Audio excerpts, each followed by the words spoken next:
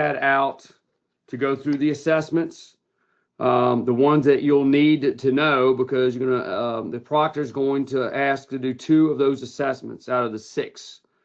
So there'll be 2 of them. So we need to know 6 of them, because you don't know which 2 they're going to pick. And the proctor's exam, actually, they get a sealed copy of the exam. I don't know if you've been told this, but what happens is they'll get the copies the week of the testing date, and they don't unseal it until they get to the facility. And all the questions are on the test itself. So the proctor doesn't pick, for instance, the assessment test. The test is already set up that way, so they're random. That way there's no bias in there, or the proctor's not using the same 2 assessments.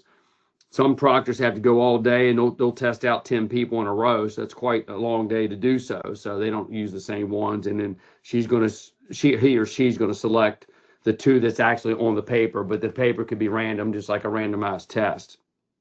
So the 2 assessment tests we'll go through. The step test, the YMCA bench press test, the push-up test, the abdominal curl-up test, the sit and reach test, and the Thomas test for the hip flexors. So again, 2 of those the proctor's going to have on the exam and say, okay, can you demonstrate this? Can you explain it? And the question's going to be, what and why you're doing it. Demonstrate the assessment. When do you stop, for instance, a test? And then your breathing pattern during the test, and then make sure the client's doing it correctly. Stop and correct if you do so. So we're going to go through these things together. And if you've reviewed these, hopefully multiple times over the last several weeks, they should come back to you pretty fast. If not, you can just know them right off the top because you've studied enough. So, but that's the biggest thing. Just talk yourself through each test and just explain it. That's why even when you're practicing on your own or studying, you can just, basically talk it out loud. I mean, it's great to have another subject, a family member, a friend to work with or practice with. But even if you're by yourself, you can just talk it through and just say, okay, explain the whole test and kind of go through all the channels. So on the checklist, and you should have, let me get to one of the assessments here to show you what that looks like.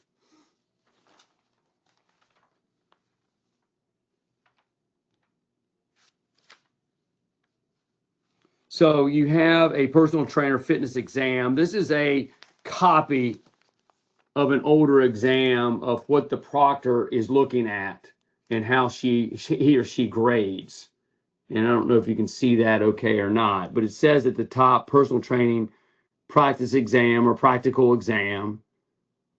And of course, list the information at the top, and then it'll show the assessments on that one. And the top one here shows hamstring flex. So they're asking, okay, show me how to stretch the hamstring. And then the proctor is going to go through each one here. So if you look at explanation of assessment, first of all, they got to pick the right muscle group. So if they say, show me hamstring stretch, and you're stretching your quad, then that's automatically going to be all zeros. So you pick, if you don't pick the right muscle group initially to stretch in this case, then they're going to have you go through it, but you're pretty much going to get all zeros. Okay. They're not going to stop you and correct you and say that's the wrong muscle group. You either know it or you don't know it. So there's no going back and say, okay, you got to pick another one. They're not going to tell you. They're not going to tell you that on the exam. Okay. So you have explanation of the assessment, demonstrated properly. Okay. Did you do the stretch properly? Cued properly. Like when you explain how to stretch, with your breathing patterns and how long to hold the stretch. And then explanation of the results. Basically the result in this case of a hamstring stretch, if you're reaching down towards your toe, for instance, on a modified hurdler stretch, and your knee pops up and you can't quite get down towards your ankle or your feet or whatever, and your knees bends up, then that means you have pretty tight hamstrings. If you're able to go down and touch your toe and your leg stays straight with very little strain, then you have pretty flexible hamstrings. That's just one way. There's not a measurement on that one. Not so much to say if you have to do a 3-minute step test. So 3-minute step test, you can show the results on that. So you can explain the results and so forth. So again, These are the cues that they're looking for, selecting the right muscle group, explaining how to do the proper stretch in this case, and then explain as you go through it, okay, here's how you breathe, hold the stretch, and that's what you're looking for. Is the knee going to bend up, or can you keep it straight as you reach down in this case? So again, I just want to give you an idea. This is what they're looking for. That's what you should have in your mind when you're explaining these assessments, when you're going through that, or these tests that you go through.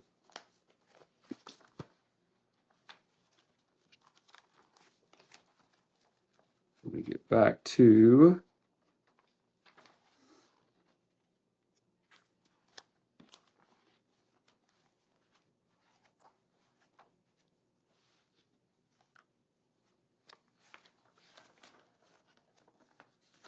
my page. I just threw my page out. Hold on 1 second.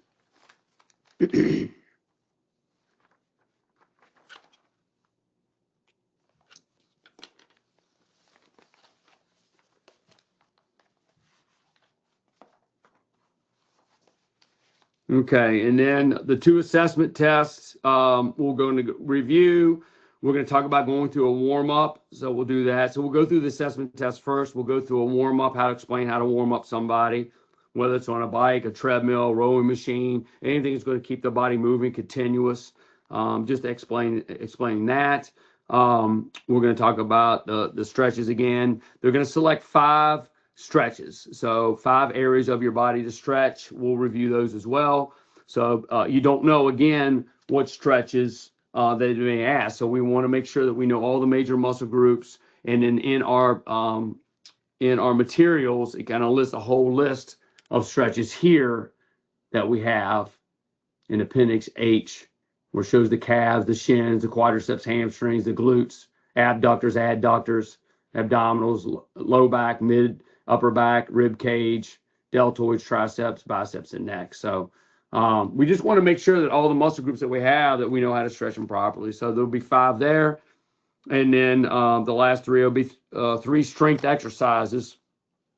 And I don't know if you recall, but last week when we were going through the strength exercises, we want to have knowledge of how to work each muscle group.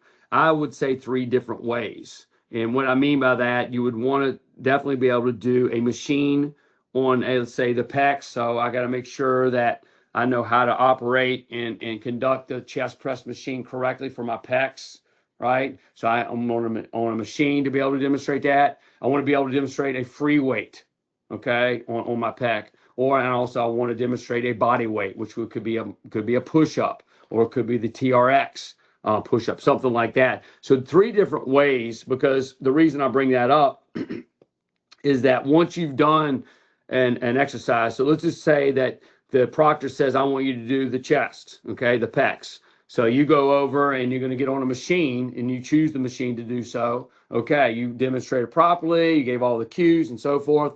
Okay, the next one, I want you to do your quadricep. Well, you can't pick a machine, so I can't walk over to the leg extension machine and use that machine. Once you've done a machine once in the test, you can't keep using machines. So in other words, you got to pick something else. So if I do a quad, then I'm saying, okay, I'm going to do a body weight. So I'll do a forward lunge. Okay, that'll be a quad. Now, some exercises, as we know, can do more than one muscle group in that. Just like the chest press does more than just the pecs, it can do the deltoids in the front, anterior deltoids. Of course, the extension of the elbow does my triceps. So there are really 3, but primarily that's what we're looking for here. So if it includes that muscle group, you'll be fine. Okay, you'll be fine. So again, we could sit here all day and talk about all the quad exercises. Just get familiar with a quad exercise that you can do as a body weight on a machine, okay, as a free weight.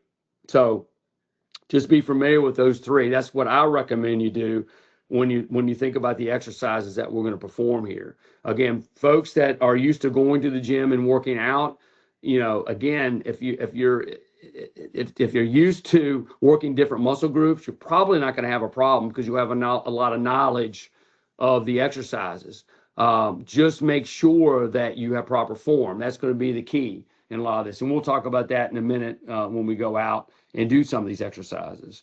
So, and again, if you have a 3 and then you had the quad on the second one, and let's just say I want to do my 3rd exercise is what I haven't picked yet. Chest, we're going to do a bicep exercise, right? So bicep exercise, I already use a machine, so I can't use a machine. I've always done a body weight, so I just did a forward lunge. So I haven't done a free weight, so I can grab dumbbells and do dumbbell curls, or I can grab a tube or a band and do band curls.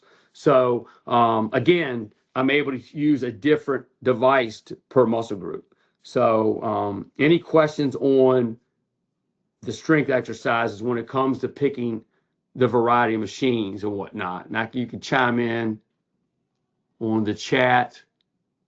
Does that make sense? Natalie, how did you feel with that? You okay with that? Okay. All right. All right. So we're going to include the following for the practice on each assessment. And again, while we're doing it, demonstrate the assessment. When do you stop? Obviously, if they can't continue on, certain exercises and so forth, or just feeling uncomfortable. All right. And then breathing patterns, and then, if the person's doing it correctly or not. So we're going to look at form. All right, Jennifer. Thanks, Jennifer. Thanks for checking in. All right. So let's go ahead and let's start with the assessment test. So we're going to start with a step test. We're going to set it up. Go out here. I'm going to grab my phone. So I have a metronome. Remember, you can place your metronome on your phone. You can just Google it for the beats per minute. So if you go to metronome, it'll show right up on your phone. Back in the old days, you had to have a little box. They didn't have the smartphones back in the day. You had to have the old box.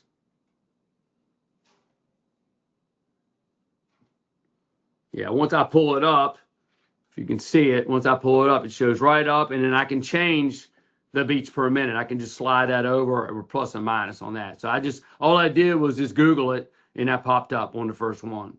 So that's all you have to do, metronome setup. All right, so let's go out here. Get my tape measure.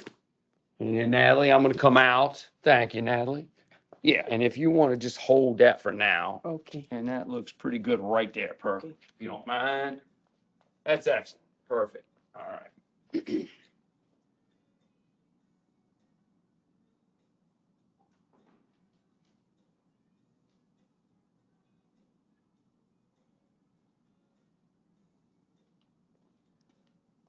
Okay, so what we're going to do here, we have a 12-inch step right here that Natalie set out for me. So this is 12-inch steps. So we're going to make sure, and if you're not sure in the gym, then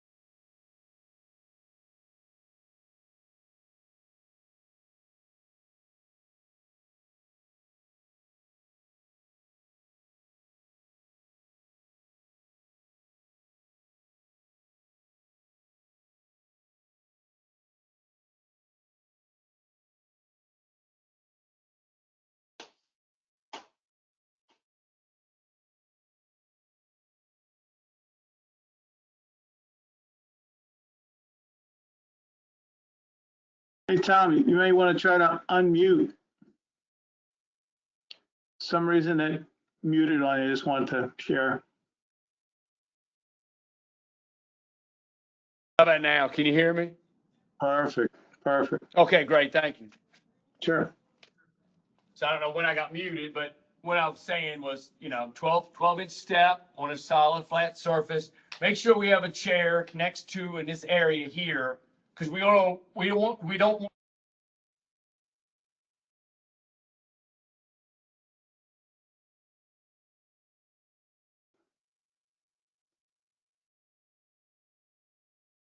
I don't know why it keeps muting me. Huh. All right, we'll try it again. So anyways, I want the seat next to, you don't want the client walking across the room as the heart rate's coming down from the completion of the test. You want it immediately, because you want to find that pulse immediately right after they complete the 3-minute step test. Okay, so what we're gonna do is, I would always have them sit down first. Let me make sure I can find their heart rate first before we even start the test. So that way I can find it, so I don't have to go searching for it. I know where it is, so I'm gonna find the heart rate and so forth, okay? And I'm standing next to him here, so this is the client I'm standing next to, trying to find the heart rate. And I'm gonna look up at the digital clock. If you don't have a digital clock up on the wall, then you can use your watch if you have a watch on you and so forth, or use your phone. But your metronome, you're gonna have to stop and hit the stopwatch. So it might be too cumbersome to hit the metronome and go to a stopwatch. So if you can have a watch on you already, that would be beneficial. But we're gonna set it at 96 beats per minute.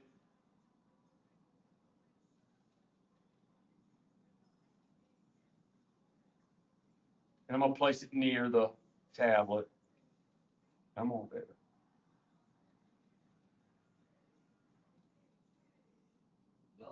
There we go. Okay, so I'm gonna set this underneath. You can just set it there. They should be able to hear it, I think. So that's set at 96 beats per minute. And what you want to do, the purpose of the test is this is a submaximal stress test. It's going to test your aerobic ability, and then we can check your baseline afterwards based on the result of your recovery heart rate. So we're going to test your cardiovascular fitness for the 3-minute step test. At any time that you need to stop, you don't need to ask, you can stop the test, and then you just write down the time you did stop, okay? There's no point in looking at the results because you didn't finish the 3 minutes, but that's okay because we'll have a baseline set up, right? So once you go through the steps, up and down, right, left, up, down, I'm going to give you a countdown of 1 minute goes by, 2 minute goes by, 30 seconds, and I'll give you a 10-second count up to the 3-minute mark. And once you hit the 3-minute mark, please take a seat, palm up, find your pulse, and for 1 minute, I'm going to take how many beats or how many pulses you have for 1 minute, and that'll give you your recovery heart rate, okay? Please refrain from talking or swinging your arms excessively. That's nothing that's going to bring your heart rate up at all times, okay? I'll talk you through it but I'm going to demonstrate this for you first. So we're going to go by the beats. Start now.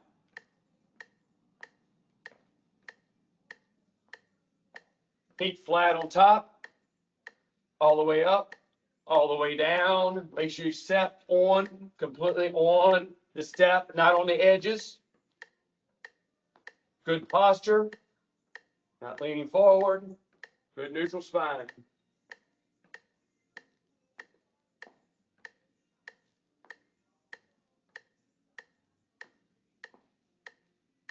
And then once the 3 minutes come down, I'll take a seat. The tester will take the heart rate, and you look at the clock 1 straight minute, and you count how many beats here, and I'll write it down, and that'll show me the results on the test. Okay? This off.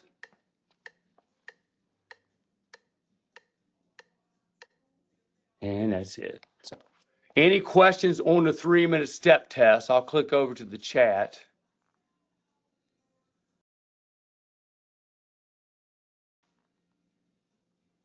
Nope.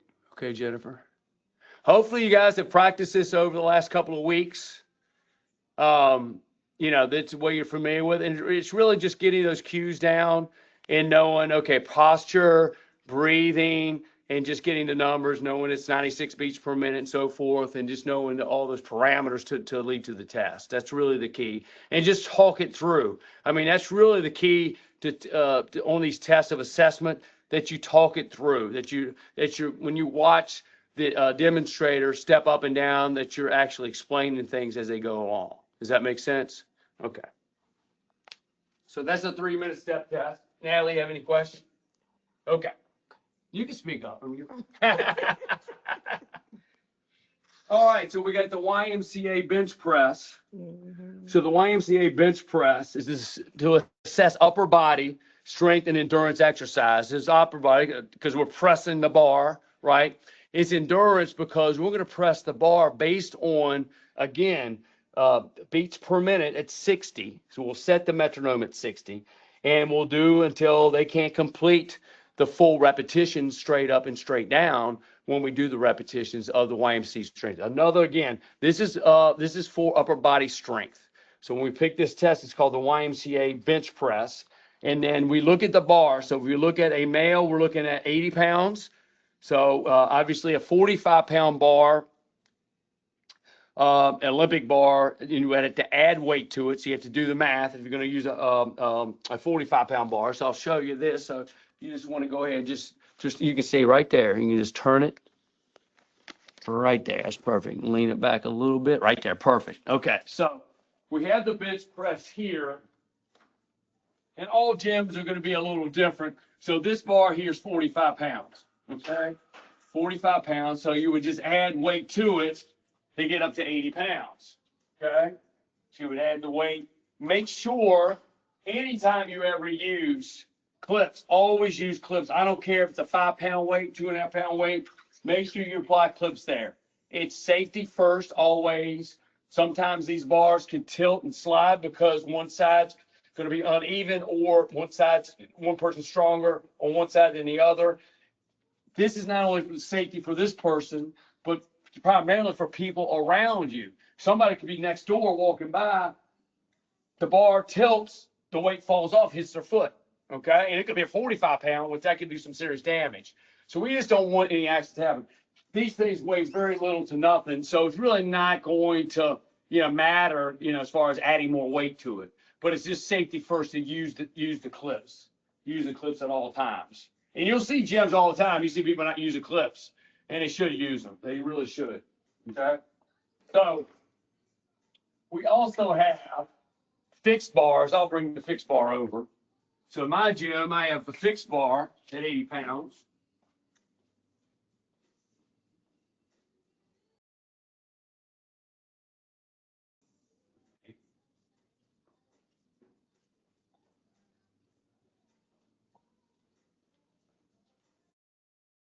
So we have fixed bars here at 80 pounds I can use. Okay, so I don't necessarily have to do the math on this. So we're going to do the same thing. Purpose is the strength, upper body strength. What we're looking for is the number of reps. Okay. We're going to make sure that the client warms up before they go into strength test. So let's say we did a 3-minute step test prior to this to test the cardiovascular. Then we're going to go right into a strength test, which if you're going to do these tests early on with your client, if you want to select several that you want to do, this is a great order to do so.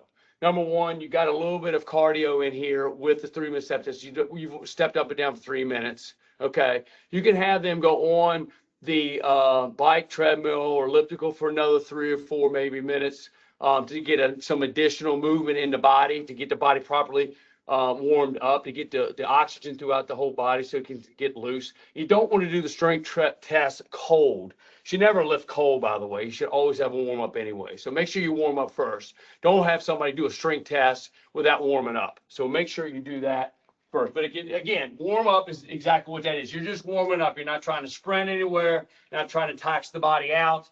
You want to make sure that, they're properly loose and they got the heart rate going, you got the oxygen going through the body and everything else.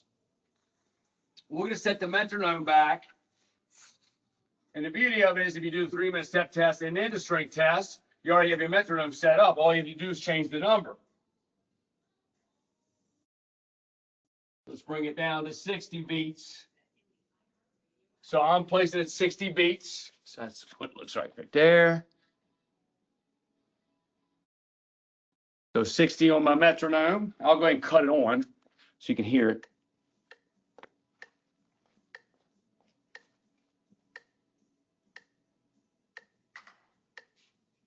Okay, now you want to make sure you want a flat bench.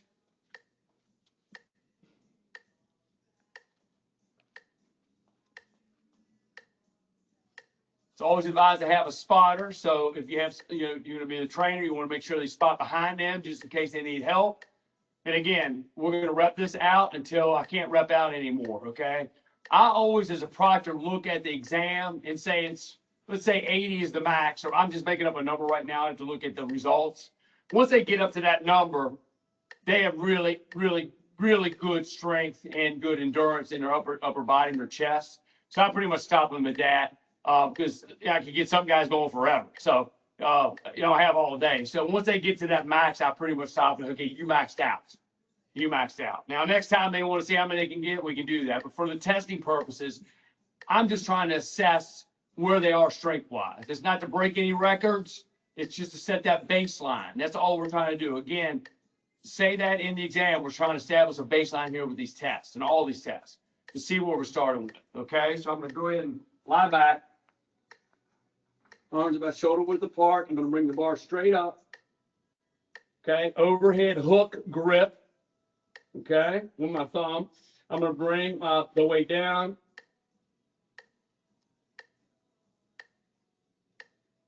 Exhale up, inhale back, full extension down, right above the chest, 90-degree elbow bend.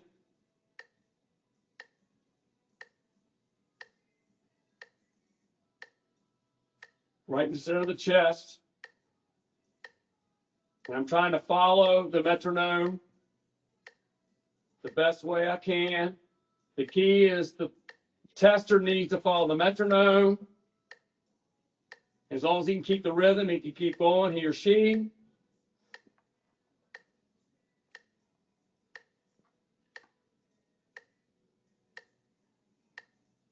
So keep going, okay? Now, once I feel like I can't get it up, I'm like this, I'm tilted. I can barely get up, then I'm done. I get the spotter to take the weight from me and take it down, okay? So again, full extension and back, full extension and back. To the beats of the metronome, we're good. Once I can't get it up or I lose the pace, that's it. So whatever my last full rep was, is what I would document down. Okay, that's what I document. And again, I can go back and say results were average, good, great, whatever it may be. And that's what we want to do on that. So again, 35-pound bar for female, 80-pound bar for male. Again, these are all. Let me cut this metronome off. These are all just baseline tests. We're not training Olympic athletes here. We're not training, this is for the lay person that walk into a gym, possibly for the first time, and they have no clue of whether they're strong, weak, or whatnot. So we want to make sure that we do some type of baseline test for these subjects. So we have an idea how to get started with them. Because other than that, it's a guessing game. When they walk into a gym, and they say, well, they look like they're strong or they look like they're in shape. Looks can be deceiving. I mean, you will be shocked sometimes, to assume that somebody is or is not in shape. I get some people walk in the gym and say, man, they look out of shape and they can run a mile in 6 minutes. It's just, you just can't do, looks can be deceiving. And so we want to make sure we have proper assessment with that. And in the breathing pattern, talk about inhale, exhale. So just anything that you can as a trainer, and then you're going ahead and instruct, just talk about how to complete the exercise. It does say terminate after 1 minute on here, so I guess that's going to be maxed out anyway. So you can terminate it after 1 minute. But I've had clients in the past, hey, I want to see how many I can get. But once I see the max out is, let's say it's 50, whatever the max is on the test, I have to go back and look at the results. Then I say 50 is the max, so if they keep going, 50 is the max. So again, it says terminate after 1 minute. So obviously they're going to have more than adequate strength. Okay. Then you have the push-up. Any questions on the YMCA test? Any questions on that one? So I do, Tom. When we have, if we're dealing with the sedentary person, Yeah, is what all of this is based off of. And when we talk about warming up, if we're going to warm up cardio, then we're focusing on cardio, right? Mm-hmm. If we're going to, because to do what, no, not necessarily. To do this bench test here, I'm not going to argue. I'm asking to do this bench test here. You mentioned warm up. Yes. So in order to warm up to do bench pressing, you should be warming up the pectorals. In order to warm up the pectorals, what do you use for your warm up to warm up the pecs? Do you use like 2 sets of 12, 3 sets of, 1 set of 30? It depends on the person, but I usually use the bar first. So I'll use a lighter bar to warm up just to kind of get the motion down first. So I'll use a lighter bar. to use on a lot of people to warm up the pecs. I mean, do you do it for certain sets and reps, or do No, you we just did feel like they just, okay, I feel to like a I got the burn motion, I point? feel like a little loose. But again, you want to definitely do some type of cardio to warm up. That's going to warm up the entire body. That's first. Okay. That's first. And then you can get on before we do the tennis press. Okay, let's take a lighter bar and let's get the motion down first. But you don't want to do too many because then you possible fatigue. Right. Now, in the Yeah. real world, since we talk about clients in real world, in the real world, when we're looking at weighted strength test, my question would be for an evaluation purpose, shouldn't we see what their 60 to 80% of what their max would be to determine their strength test and how many reps they can rep out 80%? Yeah. That's As opposed another to this test. kind Yeah. of 80 for a Yeah. minute kind of thing? Yeah. Yeah. Okay. All right. Yeah, I mean, I'm just absolutely. talking real world versus the testing. That's all. Yeah, I Okay. got it. Yeah. Yeah. All right. Cool. All right. Thanks. Yeah, you're welcome.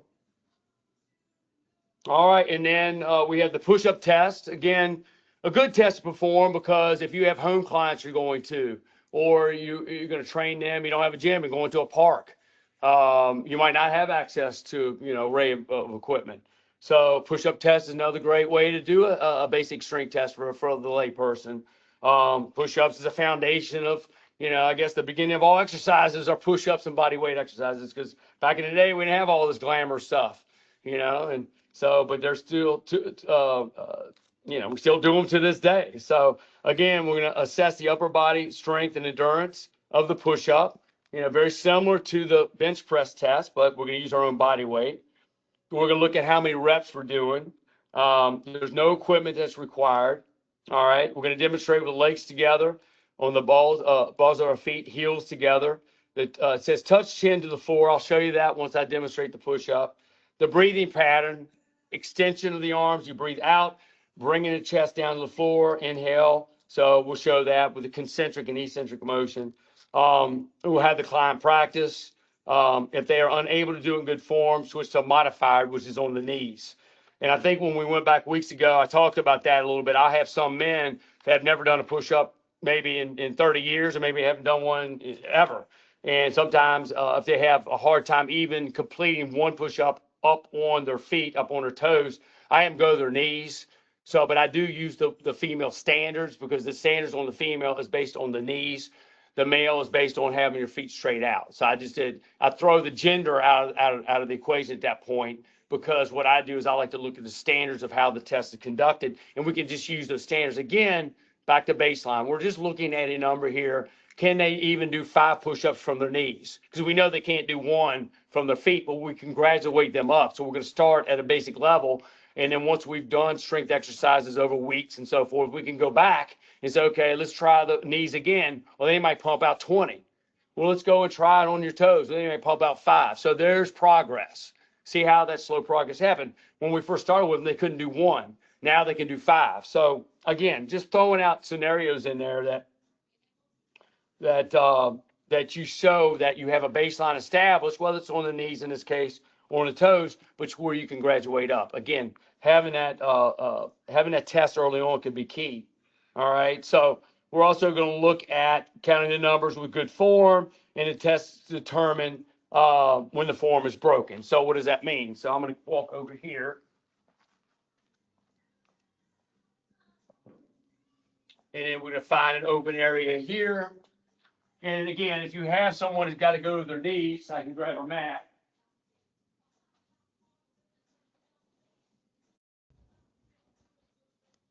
Or their knees, because the floor, even though this is a rubber floor, it sometimes could be tough on them. So they can place the mat on their knees here as they go to their knees. The hands are right outside the shoulders, okay? I'm going to bend my knees up, my feet up in the air. Let me see if they can see. I think they see. Okay. I'm going to inhale down with a chin right at the floor, and I'm going to push back up. I'm going to inhale down, push back up. Inhale down, push back up. Keep my core tight. My back is in neutral, so I'm not flexing my spine. I'm not doing this. Okay, you'll see this, or I'm not sagging my back down like this, hyperextending my spine. Trying to keep my back in that, layman's term is straight, but what they call neutral. Neutral spine, core tight, down, up, inhale, exhale, inhale, exhale. So I'm inhaling down because the gravity's pulling me down. Eccentric, concentric is the push against gravity in my body weight. Push, exhale, inhale, push. Okay.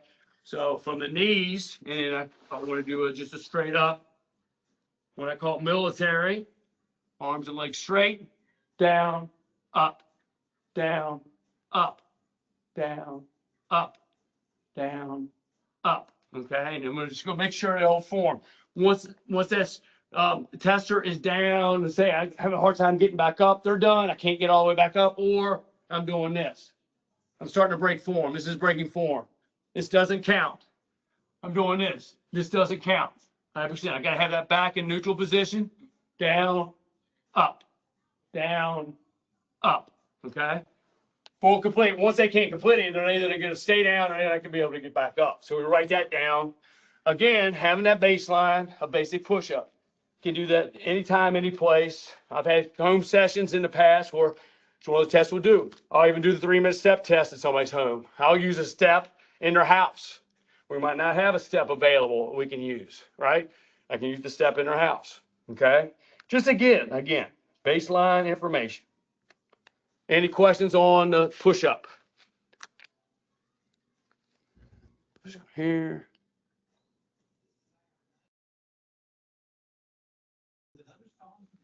Good. Okay. So the abdominal curl, sorry? I do have a question. Yeah, go ahead. I'm not able to do the push-ups, not even one. And I wonder if you can tell me like what are the good exercise so I can do at least more than one. The exercises, well, that's where we're going to go. Nothing, I'm sorry? because I can't do even one. So Even on your knees? no, Yeah. I just go straight to the floor. Yeah. Well, what you want to do is when we go into fundamental weight training, if you're in a gym, then I'm probably going to use a machine to start off at the lightest weight and work on the form of the push. When we go into that, we'll go to strength exercise here in a moment, but we're going to do the basically that'll hold your form on a machine. Or if you don't have access to a machine, use a pair of light dumbbells. It could be 2s, 3s, 4s, and we could do a bench press and work on that push motion. And as we start developing the chest muscles, we'll keep increasing that weight a little bit more. I would also recommend too, not just with the push-ups, I would look at doing some planks and trying to develop that core strength, because push-ups, yes, it is upper body strength, but also that core, it can keep that core strong as well. But if you have good core strength, that'll prevent that bending of your back and so forth. So you're using your legs and your core in that. So I would go ahead and do some planking exercises, even if from your knees again, as you go on your elbows or go straight up. So you could even do some isometric holds where I'm up here, if I'm going to stay on my knees, and then I'm going to try to bend a little bit, come back up, maybe do quarters. Or if I want to go to a straight plank, I can go with a straight arm plank, see how long I can hold it. To be 15 seconds, 30 seconds, a minute. Or I can go down to my elbows. Again, making sure my spine is in neutral, not flexed up, not hyperextend down, but neutral position. Because again, with this plank, I got to keep all this tight, and that's very similar to my push-up because I got to keep all this tight. So essentially a push-up is like a movement of a plank. You're just pushing your upper body up using your pecs, your deltoids, and your triceps. But you still got to keep your core tight, your back, and everything around it, and plus your legs as well. Once you start getting loose, it's going to make it much harder to push. So you can do those things. But again, using light dumbbells to start off, working on that press, we can work on and develop those pec muscles, and also maybe planking and things of that nature. Does that help? Okay. Yes. And when I'm going to do the test, if they ask me to do a push-up, do they expect more than one? I'm sorry, say it again. Do more than one? During the test, do they expect more than one push-up? Well, what you're going to do, you're going to show them how to do it properly. So just try to do the best you can when you do that, and then you're going to have them do it. Okay. You're going to be telling them what to do. So you're going to demonstrate it, and then you're going to stand up, and the proctor is going to get on the floor and do them. Oh, okay. Okay, thank you. She's going to be, the proctor's going to be your student. Or Okay. sometimes I know if they have enough students, sometimes they have another student with that student. It's going to be the client, basically acts as a client. Just depends on the Okay. scenario. I've seen it both ways.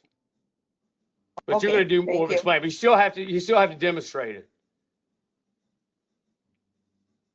You So when is mean your that when is your test? the 22nd next All right. week? Well, I would say from now until then, start getting on that floor, start doing push-ups. Okay, thank you. Hey, it's a good goal, Say. There you go. Yeah. You got your first goal. Before I Yeah, can that's do my it, goal. I just do little to now I can go through it. All right. So abdominal crunch test. And we're going to test ab, core strength, and endurance. Endurance because how many times can you do it without stopping, basically, or losing form. What we're looking for is reps, clean reps with the metronome again. So we're back to the metronome. Let's see here. Clean reps with the metronome. Okay. Equipment tape measure. Hold on 1 second. Let me get the tape. Hold on 1 second. 10 centimeter. Yeah, I got to get the tape. I got to get the tape. I'll be right back. I got to get tape out.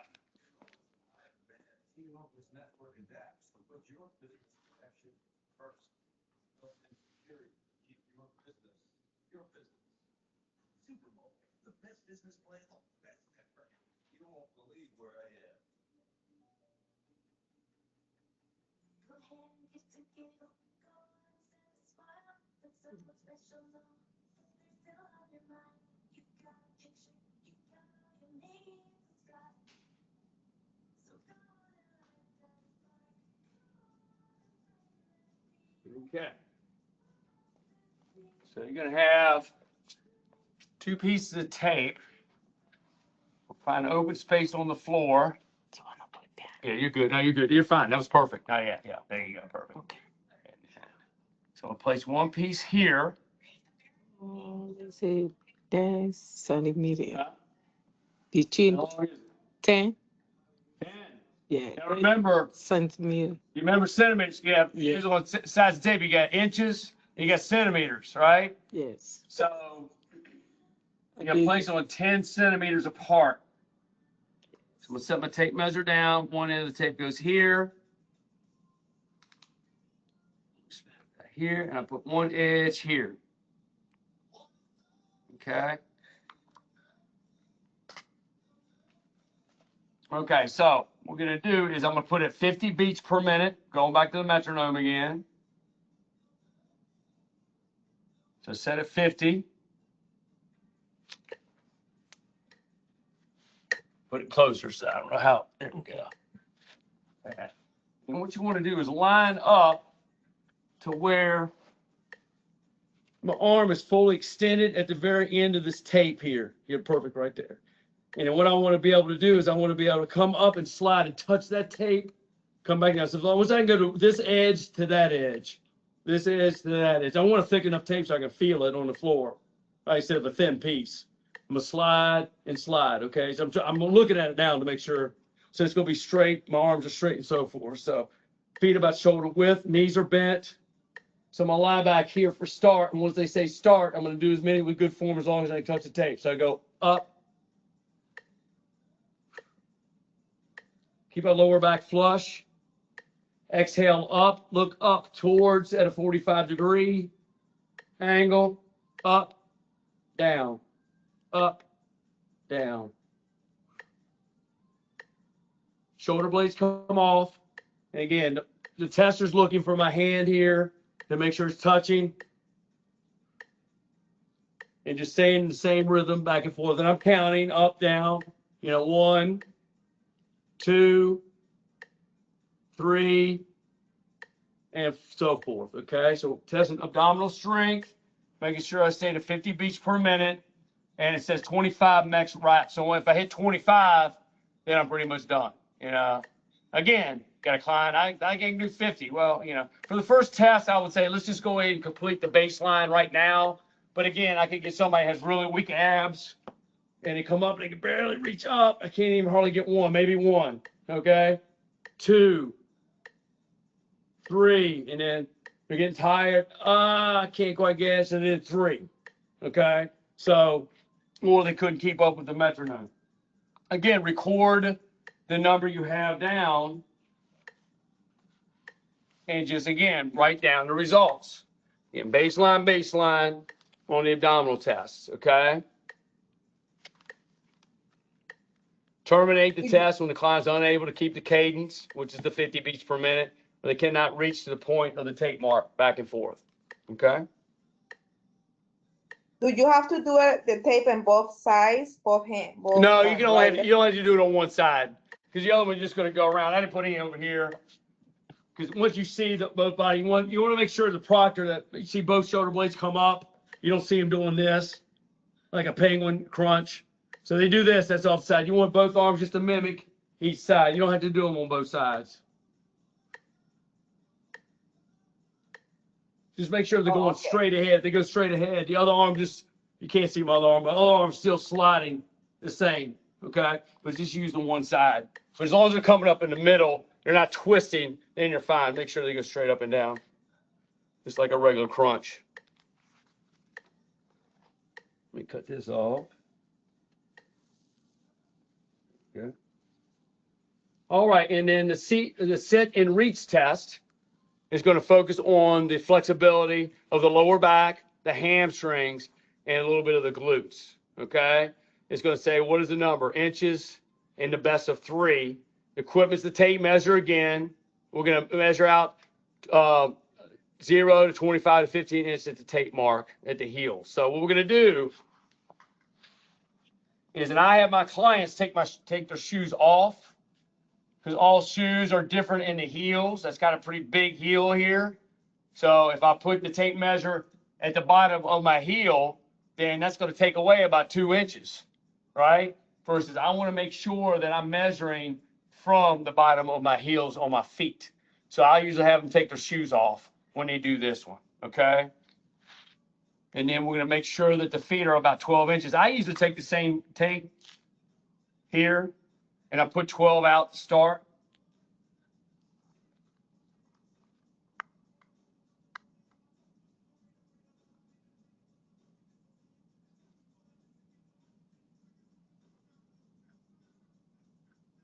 Further out. Yep. So I get about 12 inches here, and then I'll place my feet right here on the end. And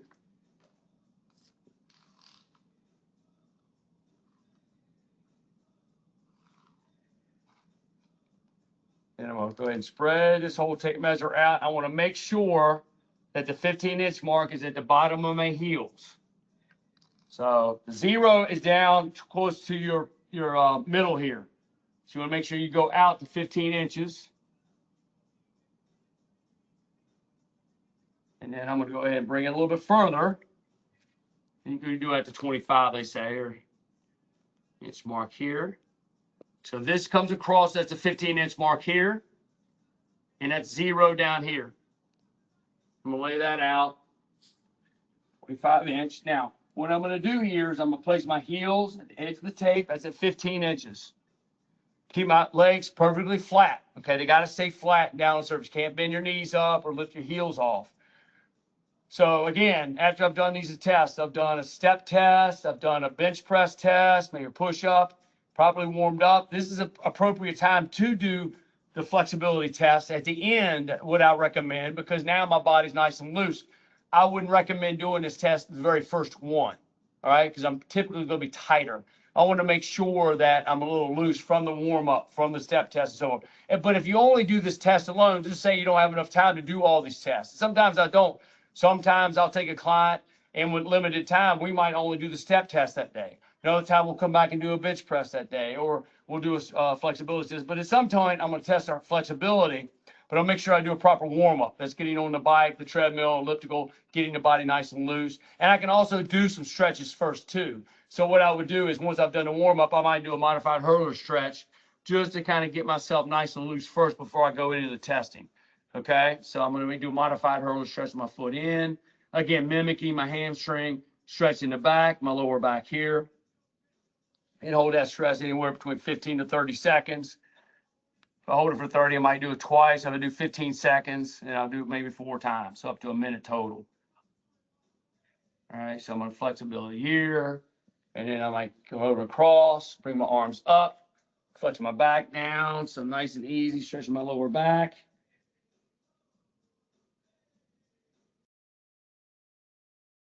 So again, working on the range of motion here. So once I've done that, and I've stretched a couple of times, I'll come back.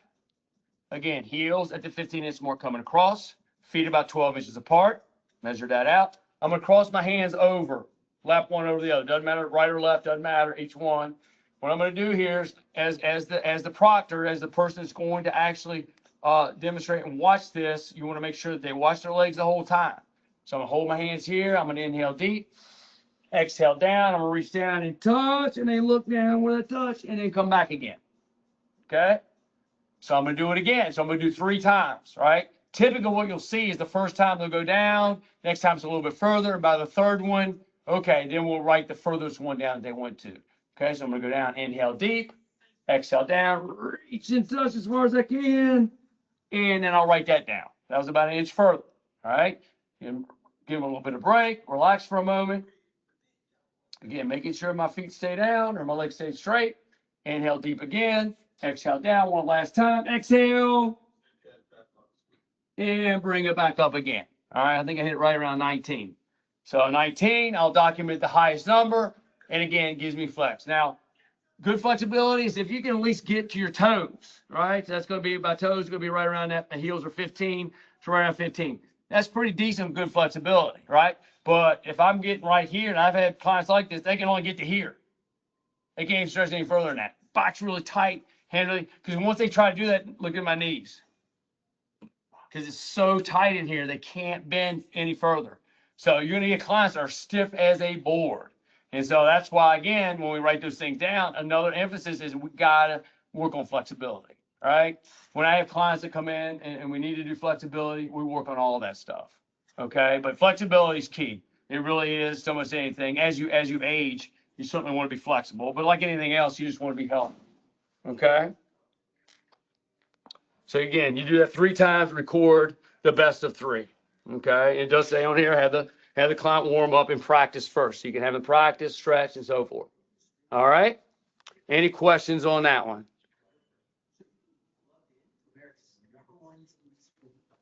Oh, here we go. Let's see here. Okay, good. Thank you. I got to tap over on the screen to see your comments, so that's why I'm going back. All right, and the last test here is, again, all these tests that we just did, all the assessment tests, 2 of them, they're going to ask you 2 out of those 5. 1, 2, 3, 4, 5. Wait a minute, no, it was 1, 5. Sorry. 1, 2, 3, 4, 5, 6. So 6 tests. So 2 of them, they could ask out of these 6 tests. Step test, YMCA test, push-up test, abdominal, sit and reach, and the last one is called the Thomas test. The Thomas test is to test the flexibility in your hamstring. Flat down a little bit here. I think that's pretty good. So what we're going to do is test the hip flexor. Hip flexor basically is the area here that flexes your hip. When you bring your knee in, that flexes my hip in here. So a lot of times, I want to test to see if we're really tight here. It's amazing how if you're really tight your hip flexion, it can also affect your lower back, right? You have what they call the psoas. It's connected here, wraps it around up into your lower back. Sometimes people have back pain. Again, we're not doctors. We're not trying to diagnose, but sometimes tightness can cause certain pains in your area. And sometimes it's on the other side of where the pain is, right? So if the pain's here, doesn't necessarily mean that the issue's here. It could be the exact opposite side. So again, we're not trying to be doctors. If people have a problem, they have severe pain, they need to go see a doctor, orthopedic, or whatnot. But what we can do in the meantime, if they're perfectly healthy to work out, and you can see they're really tight, we can work on exercise to help them get loose in that certain area. So the Thomas test basically is this. You're gonna have them lie back. Okay, you're gonna draw. He's gonna draw their knee up, and I'm gonna try to pull that knee as close as I can to my chest. as far as I can do my chest. And I have some people that do a really good job of really pulling it right onto their chest. I'm pretty tight in my hamstrings. Keep my head back. But what you're looking for here is you're looking for this opposite leg here. Okay, I'm going to do the other side so you can see my other leg. I'm looking for this hip flexion to pop up if I'm really tight. Okay, I'm also looking for me to be able to bring my thigh down right on, almost onto my chest, pretty darn close. But right here, if I'm tight in my hip flexors, that's going to pop up. My leg's going to pop up. My leg's going to come up like this, or this is going to pop up because I'm not able to, pull that all the way back. You start lifting. I'm gonna abbreviate this. So I pull this back and it starts doing this. Well, that means they're really tight. But if I can you can keep that leg perfectly flat, pull this all the way back as far as you can, and this bar hardly moves, then they're pretty good in their hip flexors. Pretty good range of motion. Okay, so here we're looking at the Thomas test, right here. So you're not going to tell the student, whoever you're assessing, what you're looking for, but you're going to look for that. Okay, you don't want to tell them because they're going to say, okay, I'm going to try to. You want them to do it and see how they respond to it. Don't tell them, okay, we're looking for your leg not to move, and they're really trying to force it not to move. We want to make sure that they do it naturally, so there's nothing in their minds that, well, maybe I need to adjust that. Let's make them do that naturally and hold that back. Okay, like that. And again, what are some stretches that you could do to help with the hip flexor? You can have a mat. You could get on a bench. You can go here. I'm going to lunge forward. Let me use the other side so you can see my hip. So I'm going to lunge forward here, my knee down. So now I want to open this hip up. And I'm going to reach up nice and easy. And I'm going to arch away from it and arch back. And then I'm going to reach back. See, I'm really tight up in here. So I can feel that whole stretch right in here. So that's just one example of, okay, what do we do to fix that? What do we do to fix that, right? Just like with the flexibility test, sit and reach test, what do we do with the hamstrings? Well, it's simple. We can do modified hurdler stretches to really start working on that hamstring stretch. Or you can do standing stretches. So there's a multitude. Again, we could be here all day just talking about hamstring stretches. So there's a multitude of stretches. What you do as a trainer is you see someone that in the Thomas test, for instance, that can't, pull all the way back and their leg pops up, is go ahead and do your research and say, okay, what can I do to help with my flexibility, my hip flexors? And once you do that, then you got an array of flexibility exercises you can show the client. And sometimes I've even done this where, you should stretch pretty much every day. Every day you should stretch. There's no rhyme or reason why you can't stretch in some form. So I usually give the client a page, and I'll print out stretches for them, and they take that page home and say, hey, do this a couple minutes out of the day. Make sure you're up moving around first, and again, warmed up, but then go into your stretches. Okay, don't do a cold, and then hold those stretches, those static stretches. That'll help. And again, that'll help hopefully increase their flexibility over time. Okay, put my shoes back on. Any questions on the Thomas test? Again, you're just looking for, there's no, you're just going to document that down. There's no number, like there's a number 5 or number 6. There's no protocols as far as, okay, success or fail on that. You know what I mean? Just like with all these tests, it will show on some of these, like the push-up test, poor, average, good, excellent. But again, this is not, again, a pass or fail necessarily. It's just for the baseline purpose of assessing this person, because we want to start somewhere and we're not sure where to start with them yet. So these are just, again, very basic baseline exercises you can do, you can conduct. All right. Any questions on that one? Let me see what we got. Okay. Let's do this here. I'm going to go ahead and clean this up. Let's take a break for a moment if you need to use the bathroom and whatnot, and then we're going to go into the warm-up, talk about the warm-up, and then we'll go into some strength exercises. At the very end, we'll go into the flexibility exercises. How about it? So let me put this up for a moment. And if you need to use the restroom, I'm going to set this up. I'm going to keep it on live on, and I'll be back in a couple of minutes, okay?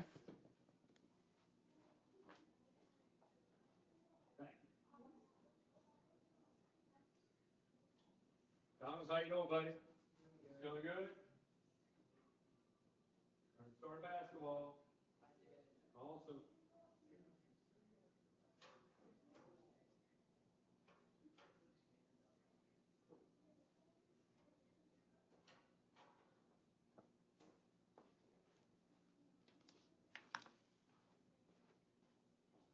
Where you at?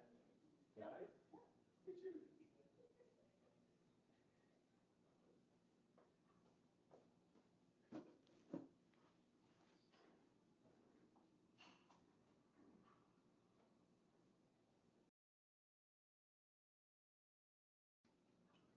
Dude, how you doing?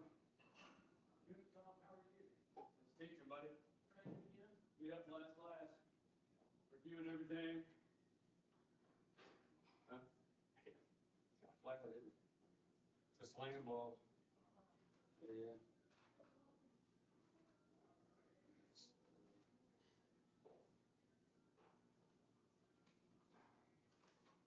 How did the assessment for you? Was that good? You feel pretty confident with those?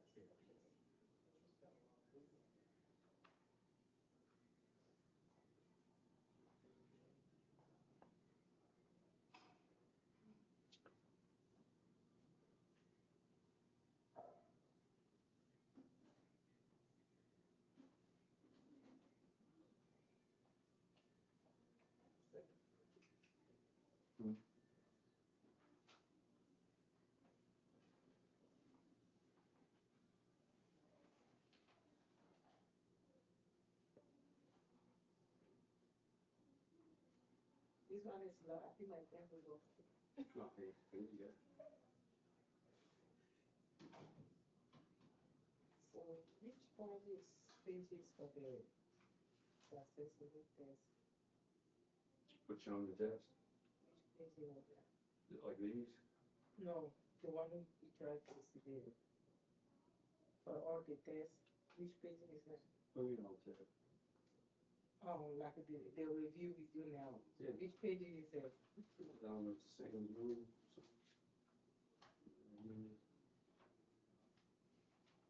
Right here. So the practice review checklist. Okay, yeah, because I'm back with the day. So when I go home, Yep. You just swear to yeah, it. go away and know which one we do every day.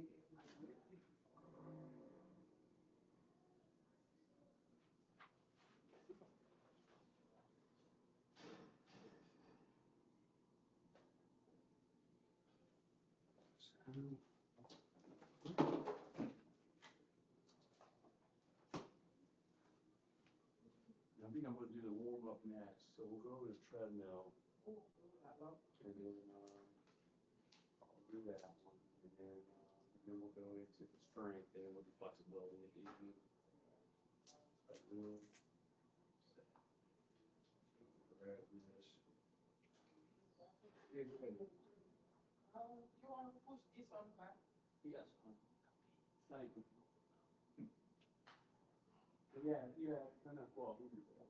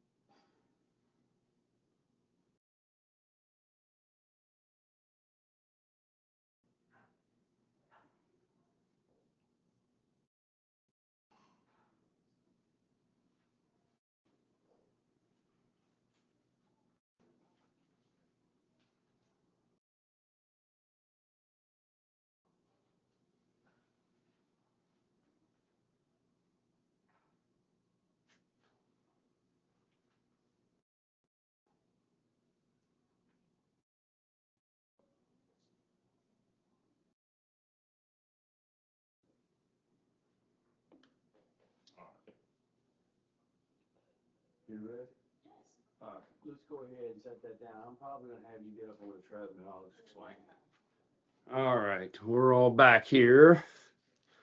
So let's go into the warm-up phase to explain that. I got you. So I'm gonna have Natalie here be my student. So, so I'm gonna select a treadmill, and again, whether it's a treadmill, a bike, a rowing machine, anything that's gonna get the body moving over an extended period of time. If you can just stand right here, you can hold that for a moment. Okay. I'm gonna go right here. Okay. You can stand there. That's fine. So I'm gonna select a treadmill like this, and again, as the instructor, you're gonna demonstrate first before you have the client get on, so they make sure they know. Again, demo, detailed demo. So what you want to do is demo first, then you go into detail and you demo again. Okay. So I'm gonna stand up. Whenever you get on a treadmill safely, most treadmills have these little clips. These are safety clips that if someone's never been on a treadmill before, they have a hard time with their feet keeping up with the belt. Sometimes you'll see them dragging their feet sometimes. So we want to make sure we have this clip, and you can clip this on the side of your pants or belt here. So what happens is if it looks like they're stumbling, they're going to fall off, this clip will come off and it'll immediately shut the treadmill down. It's just a safety feature for that. Don't have to use it, but if you feel like you have someone that maybe is a little unsteady on their feet, but they still can do the walking test or a warm up on the treadmill, then that's fine. But if it looks like they're really unstable and they're going to have a difficult time walking, that's when I would suggest them doing a bike, possibly a recumbent bike, a rower possibly, so they have less worry about balancing. So we'll make sure that they can balance on that. So again, you might select a warm up based on that person's condition initially. And I had that in the past as well with seniors. I've had some seniors come in canes and walkers, and I don't put them on a treadmill when they do that. I might put them on a new step or a recumbent bike or something like that. So what we're going to do is I'm going to go ahead and I'm just going to press the quick start button. And whenever you do a machine, you want to try to get familiar with the electronics first because all machines are going to be a little different. So we want to make sure that we're going to start the workout, and I'm going to hit the touch the pad here. And I'm going to press the manual start here instead of going into some type of program. I'm just going to have them warm up safely, nice and easy. And so the belt will start, okay? And then I'm straddling. So if you can show them my feet, just tilt it down. Just tilt it. There you go. If you see my feet straddle a little bit more. So I'm straddling the belt right now. And once the belt is started, I'm going to go ahead and place one foot up and then the other foot up like this. You can keep it right there. And I'm going to walk heel to toe, just a natural walking gait. Right, I'm at 0.5 mile an hour right now, so I'm not in at 1. And once I feel pretty comfortable at that speed, I'm going to slowly bring up the pace just a little bit faster and get my feet moving. So therefore, my body's moving faster. And then I'm walking at 2.0 right now, nice and easy. Again, everybody's going to be a little different. So if someone like myself, I'm not going to walk this slow. I'm probably going to put it 3 or 4, which is a 20-minute mile or 15-minute mile, which is a good walking pace, right, as a warm up. But you always want to start slow regardless of the ability, right? Give it a minute or two to walk, and then I'm going to go ahead and maybe increase a little bit more, fix up my pace. And if I feel comfortable with the treadmill, you can tilt up a little bit higher. My hands have been on the handles the whole time for stability purposes. Okay, I can hold them here. I can hold them here. They also have a heart rate monitor here if I want to use that as well to check my heart rate as I go along. Okay? But if not, and I feel comfortable, I'm going to go ahead and try to walk with a good upright position, natural breathing, looking straight ahead, and natural gait. Not excessively swinging my arms, keep my back in neutral position. Go ahead and tilt up a little bit, show my back, tilt up. You just tilt up, just tilt the swing. No, up. There you go. So you want my back in that neutral position. So I don't want to bend over like this and walking like this. You'll see some people walking on a treadmill for the first time. They'll feel it because they're not used for the belt moving. You know, where the ground doesn't move when we walk. You know, we walk over the ground. Well, here the belt's moving, so I'm walking in place. So I make sure it's a nice natural position, back and forth. You can see where the minutes are moving up here. Got 2 minutes here and so forth. And I'm walking again. A general warm up is to get the heart rate going, get the blood flow going, get nice and loose, and feel good before I start my exercises. All right, heel to toe. And then what I want to do is I can slow it down. Once I want to get off, slow it down a nice slow pace, almost down to 0, and I can press the stop button. Okay, once I press the stop button, I can go ahead and hit the off button, and then we're good to go. So that's some of the cues that you're looking for And in this case, it would be the treadmill. Make sure they get on safely, right? Make sure you find appropriate speed for that person that they can handle. Again, everybody's going to be a little different. You can ask them questions, open-ended questions. Go ahead and bring that up a little bit. Up. There you go. You can ask them open-ended questions like, have you ever been on a treadmill? Number one, it's good to know. If you do walk on a regular basis on a treadmill, what's the typical speed? That's the other indicator you'll get if they're pretty familiar with it. They might walk at a regular 3.5 at a 5% incline. Well, I would just start off at 3.5 if they feel comfortable with that after the first minute or so. And if they feel comfortable, you can bring it up in an incline. Again, this is a warm-up. We're not trying to do an interval workout. It's not a HIIT program. We're just trying to keep it nice and steady, get the blood flow moving, get that oxygen into the body. That's all we're trying to do. Heart rate's pumping. You know, my heart's beating right now if it's on a treadmill, but my heart only knows to beat fast or beat slow. Doesn't know it's on a treadmill, doesn't know it's on a bike. My brain knows, my body knows, my heart doesn't know. All it knows is regulate oxygen throughout my body, through the working muscle. So the more effort my muscle gives, the more my heart's got to beat, or the stroke volume's got to be higher for it to regulate the blood flow through. So that's the whole point on that warm-up. So you can even see when you look at the testing, you're going to pick the appropriate choice of equipment. So this is the case of the treadmill. We talked about explaining, you know, heel to ball, you know, walk it naturally onto the belt. We're gonna probably warm up anywhere between 5 to 10 minutes. Okay, 5-minute minimal or 10 minutes max, just for the warm up. I do have some folks that like to do cardio first before they work out, and that's fine. That's more than 10 minutes. I'm gonna do 20 or 30 minutes. But again, if somebody likes to do cardio after a weight training session, then at least have them do 5-minute warm up to 10 minutes, and then go into weights and come back and finish with their cardio, right? I have some that don't do any, and they're going to run into problems when they're not warmed up properly. And then again, you're talking about the safety aspect of using these safety features here, and you're making sure that they're in a neutral position. That's spine. Again, I'm not bending forward, walking like this. I'm going to be upright in a nice upright position.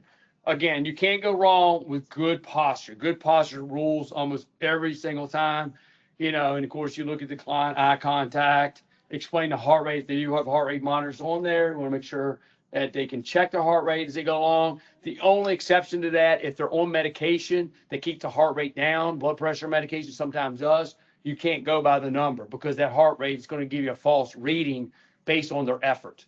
And that's when we go back to what? What will we go back to? Anybody want to answer that? Step test.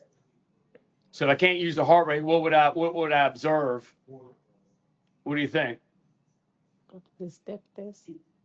No, in the moment, what do I observe? How hard they're working, and how do I know? Touch this. Can you ask the question again, please? So if I can't use the heart rate monitor to monitor the heart rate as their effort, what else could I see and do to monitor whether their effort's hard enough or not? With his arm. Check with his arm right here. I can't use the heart rate though, because the blood pressure, the medication's keeping it down. You're going to go by RPE, rate of perceived exertion. What you perceive, and you can even ask them from 1 to 10, how does this feel? A 10 meaning I'm getting ready to stop, I can't go any further. A 1, you feel like you're doing nothing, right? Because you want to stay in that warm-up phase anywhere. It could be anywhere between that 4 and 6 in a warm-up phase, depending on the person. You know, no higher than 8, 9, and 10 for a warm-up, right? So rate of perceived exertion, RPE. And you can see that in their talk tests, whether they're huffing and puffing. If I'm up here after 3 or 4 minutes and I'm, that's a 10. That's a 10. That means I'm either going to have to slow it down or stop immediately if it feels like they're getting ready to fall off. That's it. They're done with the warm-up. Whereas if it looks like, okay, I'm whistling Dixie, I can talk to you all day long, you might be able to bring up the pace a little bit, okay? But again, in a warm-up, you're not too worried about the exertion. But if you want to check the heart rate and you can't because of medication, okay, then you can go by RPE, rate of perceived exertion, RPE, okay? I do that all the time with clients. Sometimes we don't have the heart rate monitor. And also sometimes that heart rate monitor is not, whatever reason, if they have low blood pressure, it doesn't read that well on these machines because it's trying to feel the pressure in my hands. Well, if I have low blood pressure, it's going to have a hard time picking that heart rate up, okay? Again, different ways to determine, very simplistic to look at either the heart rate or look at the RPE on that. Okay? Any questions on proper warm up?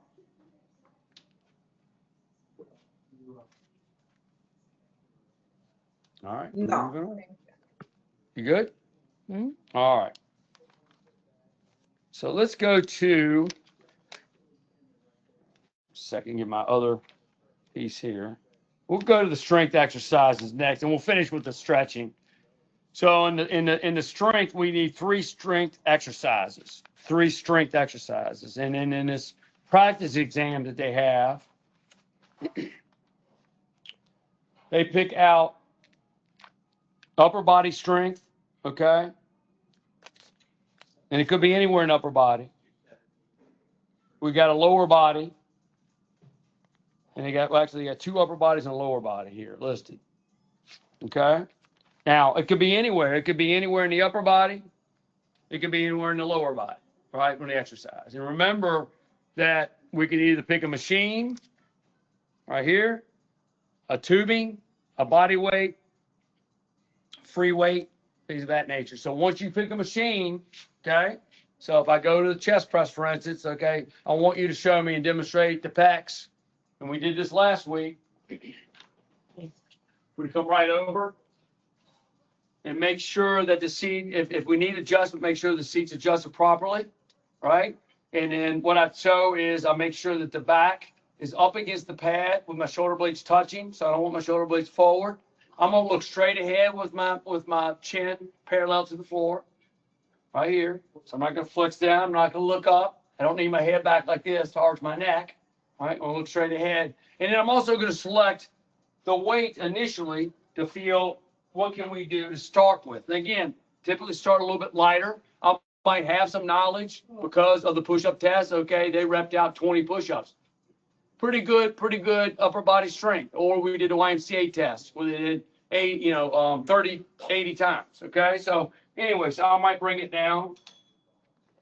So again, a weight that they feel that they can manage, but not too heavy to start. I'm going to grab the handle here, turn it close to my midline. I'm going to grab the handle over here. This is just how this machine works. All machines can be a little different.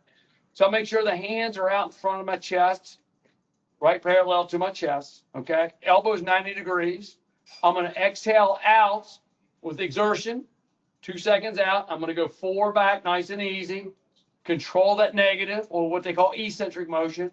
I'm going to exhale out, maintaining my hands parallel to the ground, so they're not all over the place, okay? Exhale, inhale back, nice and easy. Nice, under control motion. Now, there's different angles you can do here, but right now, we're just going to keep it basic with my palms down. Okay, that's a prone position with my palms being down. I'm going to exhale out, inhale back. And I'm going to do this 12 times, nice and easy. And once I feel like I've done the 12th rep completion, I'm going to bring this back in safely. I'm going to bring this back in. I'm not going to slam the weights. But again, the whole time is 2 out, nice and control, 4 back, 2-4 ratio. Keep everything under control, everything steady. Exhale with exertion, inhale back. Okay, back up against, feet flat on the floor. Okay, that's my pecs for the machine. So all you're doing here with these is, first of all, when they say, I want to see an exercise for the pecs, make sure you know where your pecs are. Okay, so I don't want to get you confused too much, but if the proctor came up to me and said, okay, show me your pec exercise, this machine here does multiple things. I can do biceps on this machine, I can do shoulders. So if I went over here and said, show me pecs, and I did this,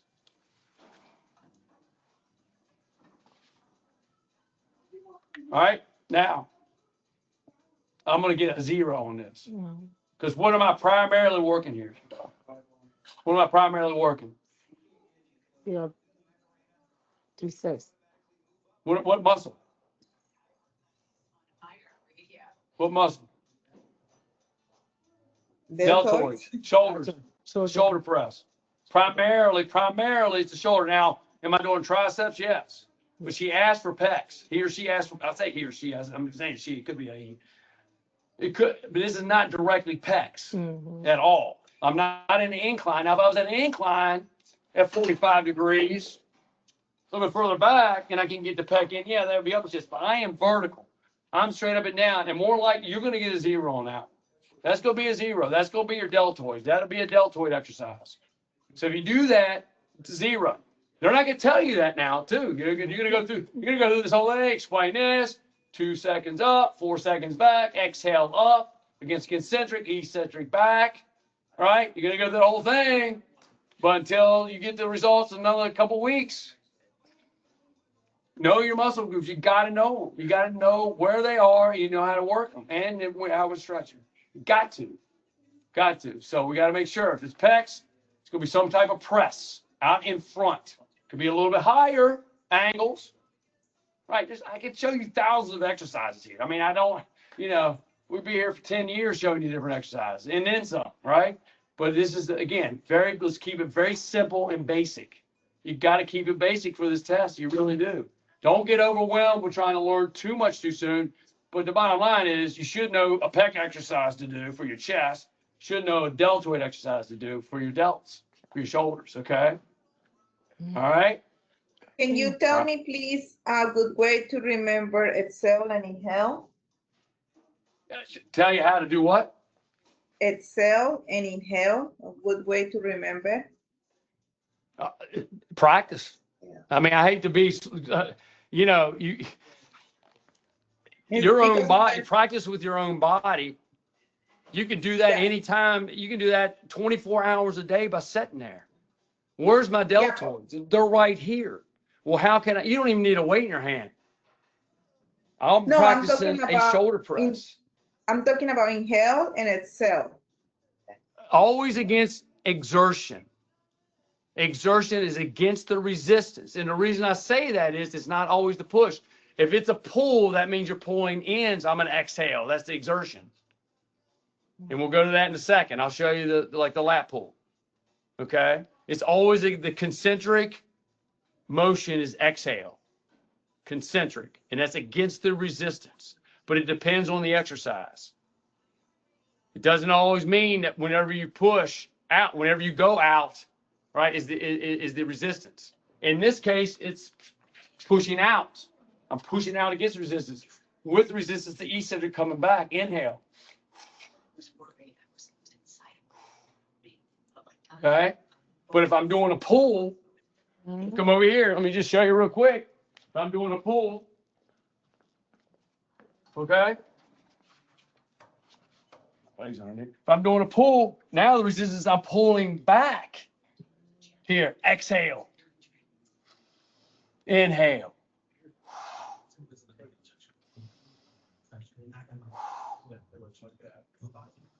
It's the exact opposite.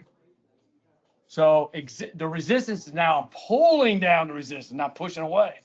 And the inclination is to release, but I got to fight that resistance. But now, I mean, I can let it go and go like that, right? Because it's pulling me up. I don't have to do anything. The weight's going to take me up. That's momentum. Certainly don't want to do that. That's bad form, and that's not proper technique. I want to make sure my spine is in neutral position. Lean back slightly, but I'm not going to flex down, flex back, do all this stuff. Nice neutral spine. Squeeze those shoulder blades back. Okay? Bring it up nice and easy. Extension, full extension. Work at my lats now. Nice and easy. All the way up. Control again. Pull down. Bring it back up. So again, the concentric motion is pulling down here. Is the opposite than that. So you got to remember, where's the weight coming from? Is it the push or the pull? And that's when you blow out. Always against the resistance. In this case, against the resistance is pulling. I'm going against the resistance, pulling that weight up. Okay? Does that answer your question? Thank you. Yeah. You're welcome. All right, so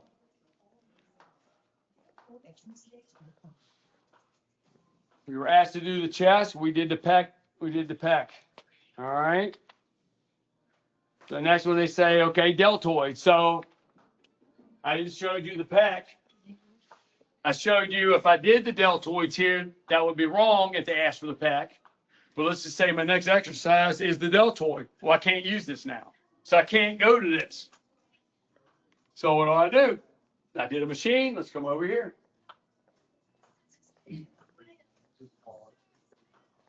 If I do a deltoid, again, I got 1,000 deltoid exercises I can do.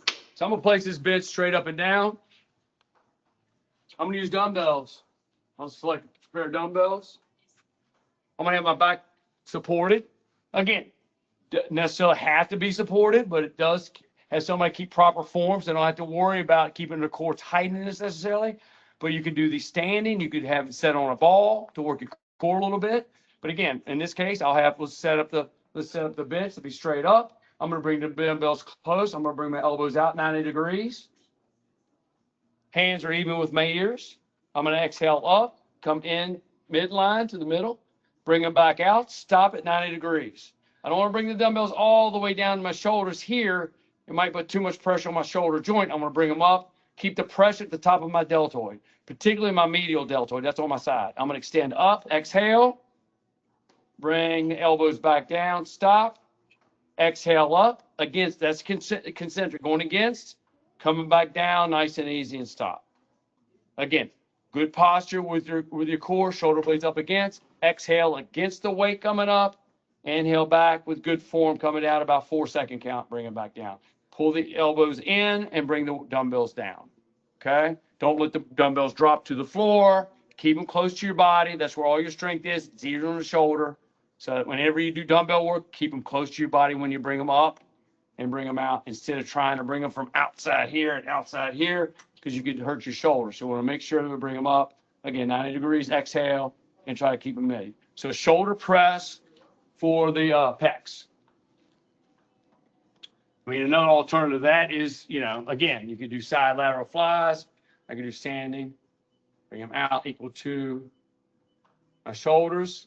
Here, again, working the medial deltoid, the round part of my head. Again, whenever you explain these exercises, make sure you're talking about posture. I don't care if you're sitting on a bench, you're standing free weight. You want to make sure that your body's nice and neutral with your spine. Okay, I'm not bending forward, not arching back. Knees nice and soft, shoulders about shoulder width, arms equal to the shoulders coming out, nice and easy. Bring it back down again, nice and slow. And there's different variations of this exercise. So many different variations. I can do Coke bottles where I turn them down, bring them back. I mean, there's so many different ones. I can bring them up to the front, bring them back and do one at a time.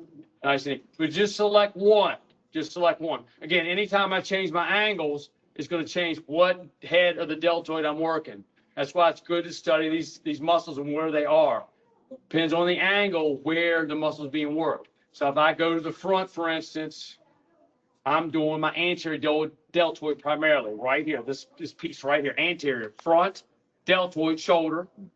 If I go lateral, then I'm working the head on my lateral side right here, my lateral head right here, right? Or go ahead and tilt that down a little bit. If I want to sit, lean forward in this case, I create an angle and I keep my chest down and I squeeze back. Now I'm working the post deltoid. So I'm going out, back, keeping my arms straight, and I'm squeezing right through my post deltoid in to my scapula area, which we know we have different muscle groups back here. Trace major, trace minor, subscapularis. Those little muscle groups right around my rotator in the back. Okay, so do again different angles to work those shoulders. Again, 3 heads: anterior, medial, deltoid. So all those different angles target different areas of my muscles. Okay, so again, that's why it's good to have variety in your exercises. So we have a deltoid exercise for dumbbell. So again, we use the machine, we use the dumbbells. Okay, then the other one we're going to look at.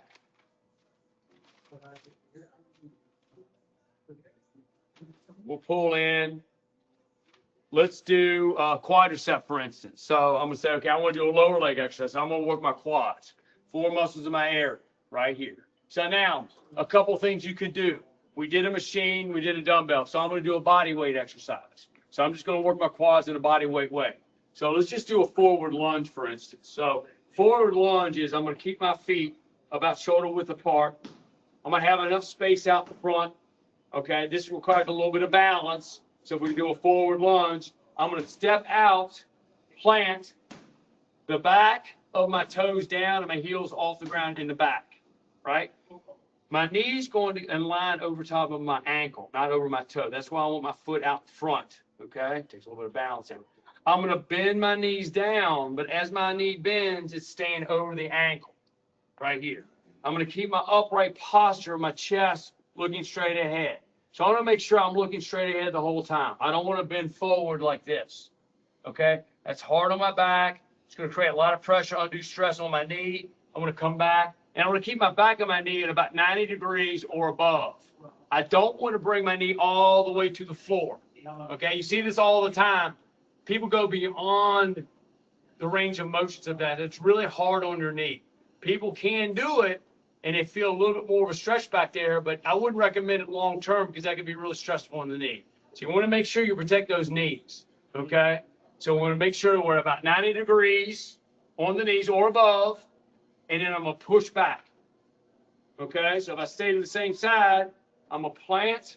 I'm going to go straight down, keep my balance, straight down, push back. Now pushing back on my quadricep. Down, back, push. Down, push. And you can hold weights here if you want, but I'm just basically using my body weight. The law of nature's pulling me down. But I want to make sure that foot's out in front so that knee stays over the ankle. If I step too close, watch my knee. Goes over my toe. Really hard shear loading pressure on my kneecap. We don't want that patella tendon pushing right up against that kneecap. That's too close. You're going to feel a lot of pressure here. I want to make sure that I go out, plant, and go straight down. And the reason I say plant is a lot of people will do this, and they'll do this, and they don't plant. And what they're using is their momentum of their bodies. See my body push me forward. I want to plant first, come down, and then push back. Okay? So again, body weight exercise from a quad. Now, am I working my hamstring a little bit in the back and my glute? Certainly. But again, primary muscle group, plant down, quad, push back, push back. Now, I am working a little bit of back. So again, when we pick these exercises, you are going to work other muscle groups, but just make sure you're picking the primary muscle group, And I think the simple way to explain that is if they said, okay, show me a bicep exercise. I want you to show me a bicep exercise. I'll just use an example. And I grab a weight. Okay, I've not used a dumbbell yet, so let's just say I didn't use a dumbbell, and I do this. I lean forward. Okay, I have my elbow back, shoulder stable, extend back, stop, extend back. Is this using my bicep primarily? Yes or no? Yes. What's this muscle in the back of my arm? What's that called? That's it. Is it my bicep or what? Called tricep. Oh. This is my tricep, so this will be a 0. Oh, This will front be is a the 0. Okay? This is a 0. What I ask you to do, bicep, not tricep. So you've got to think about your muscle group. Let me tell you something. If you're struggling now, you better get to it. You better get on it. You better find out and say, okay, body, where's my bicep? There it is. Well, how can I move and exercise it? You got to know that. If you don't, you're not going to pass the test. You got to know the muscle groups. You got to know. That's so key. You got to know. And I'm not asking you to remember every single, but all the major ones: biceps, triceps, pecs, deltoids, quads, hams, calves, lats. I mean, it's really, you know, I mean, you can go deeper, subscapularis, rhomboids. You can go a lot deeper. Know the major muscle groups: abs, rectus abdominis, you know, obliques. You know, I mean, it's really not that hard if you just pick. Again, what I ask you to do: pick one a day. Focus on one. Bicep. These are my biceps. Well, if I'll focus, you're already gonna know that one. Then the next day, I have triceps. Yeah. Tilt it up a little bit. Your triceps. Okay, so again, know your muscle groups, because you go to an exercise, it's no, I mean, you're going to go through it, but you're going to get a 0 on. All right. And if I wanted to use other machines such as a quad or a quadricep, I could also do a quadricep on a machine. If I haven't used a machine yet, we're going to bring that over here. So again, this is leg extension. This is a quad machine here. Make sure that when you use a machine like anything else, you want to make sure that you set in, get everything proper aligned, always the back supported.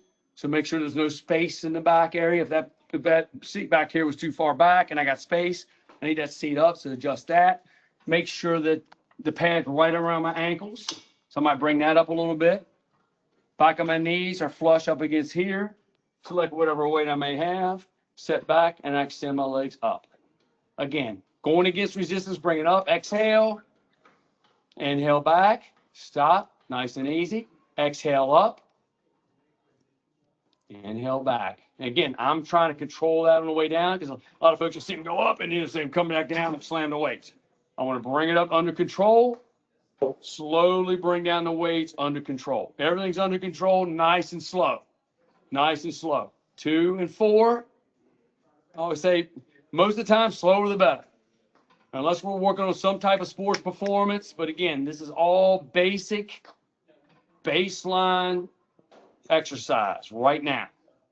Once you get to know that client better and you learn more exercises, know how to train them properly, then you can go into more detailed different exercises, plyometric exercises, speed exercises, depending on the goals of the client. So again, make sure you know the proper alignment of the machine. So that's the leg extension here. And then of course, if I say hamstring, then if we have a machine, we can do the hamstrings here. That's the back of my leg. So that's going to be the opposite, the leg curls. Okay. So again, know those exercises. Let's just say that on my hamstring, I've already done a machine here. This is the leg curl here. Go ahead and open there. I'm going to do a body weight on my hamstring and tilt it. All right. No, just tilt it like that. Yeah, perfect. So if I want to do a body weight exercise and keep my head back, keep my feet flat, I might put my heels down, toes up. I'm going to arch up, push. Push. So I'm pushing on the back of my heels and thrusting through my glutes, trying to concentrate on my hamstrings and lift my hips up. Nice and easy. So push. And you can also add different things to it. I can go one leg, makes it a lot harder. That's a lot more emphasis on the back of my hamstring and glute. So I'm doing a glute and hamstring exercise. This is a body weight exercise. So again, a different area to work my muscle groups. So work on that. So there's different ways to do different type of exercise. So again, find your muscle groups, okay? What 3 ways can I do my hamstrings? What 3 ways can I do my quads, my shoulders? Whether it's a dumbbell, machine, body weight. Just think of 3. Think of 3. These are all good exercises even to have for the future as you have this. So again, on the test,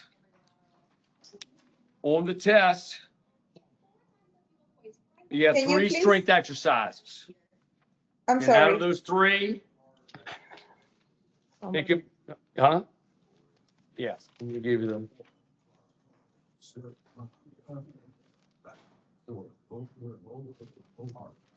I have a question. Go ahead.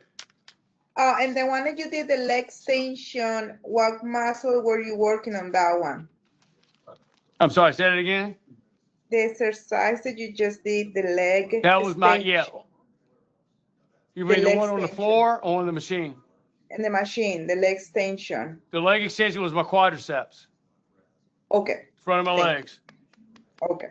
extending out. Okay?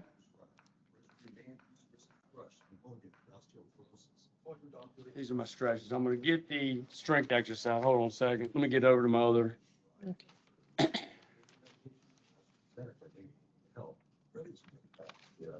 stretches. We'll get the stretches in the next upper body. Yeah.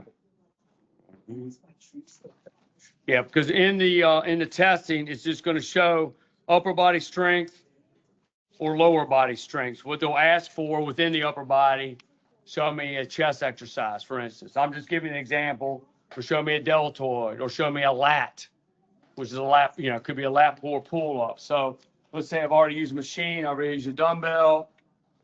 I'm going to come over, I want to work my lats, and that would be like pull up position. So I'm going to take something like this. If I've already used the other devices, I'm going to use what they call TRX. And the TRX is basically, it's an easier way for people to do pull-ups without having to do a full-fledged pull-up, right? Because a lot of people can't do pull-ups unless they have an assisted pull-up machine in the gym or whatnot. But this is a nice piece of equipment that you can get people working up to pull-up position And again, you can walk yourself upward. It's a little bit easier. Walk yourself downward. It's a little bit harder. And I'm going to bring my arms fully extended. Again, keep my back in that neutral position, so I'm not flexing my hip forward or back like this. Legs straight. I'm going to pull my elbows back at 90 degrees here, and I'm going to extend my arms all the way back. Stop and hold. Keep that core nice and tight. Exhale, pull. Inhale back because I'm relaxing on the way back. Gravity's pulling me back. I'm going to exhale, pull my body weight up. I'm going to inhale all the way back. Number one rule is don't let go. Okay? Don't let go. That's supposed to be fun. So anyways, pull. And nice and easy on the way back. Again, if you want to make it harder, you can walk yourself down a little bit harder. Keep it here. Pull back. Again, what am I working here? What am I working? Primarily, what's my primary muscle? What am I working? Your back. Back. Yeah, my back muscle. So I'm going to do my lats. Latissimus dorsi. That's a large muscle gets back in here. So let me see something for your lats. It could be the lat pull, but if you already use a machine, you can't use a machine. All right, so I'm going to show you an alternative. You could do a back. You could do a pull-up. Things of that nature, okay? If you haven't used a dumbbell, you can do a one-arm row. So I can take a dumbbell.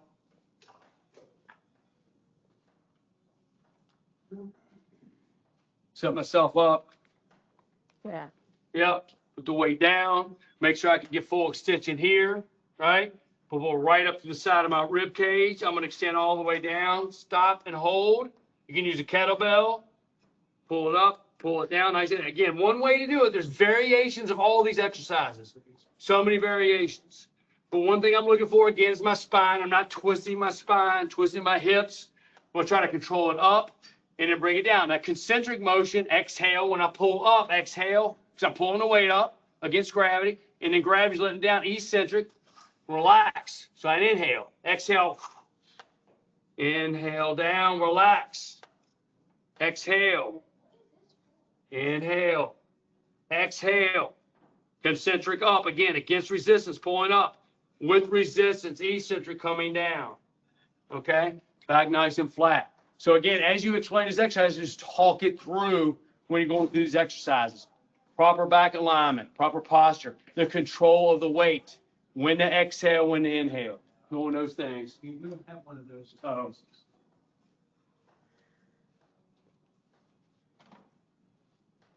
So again, another example.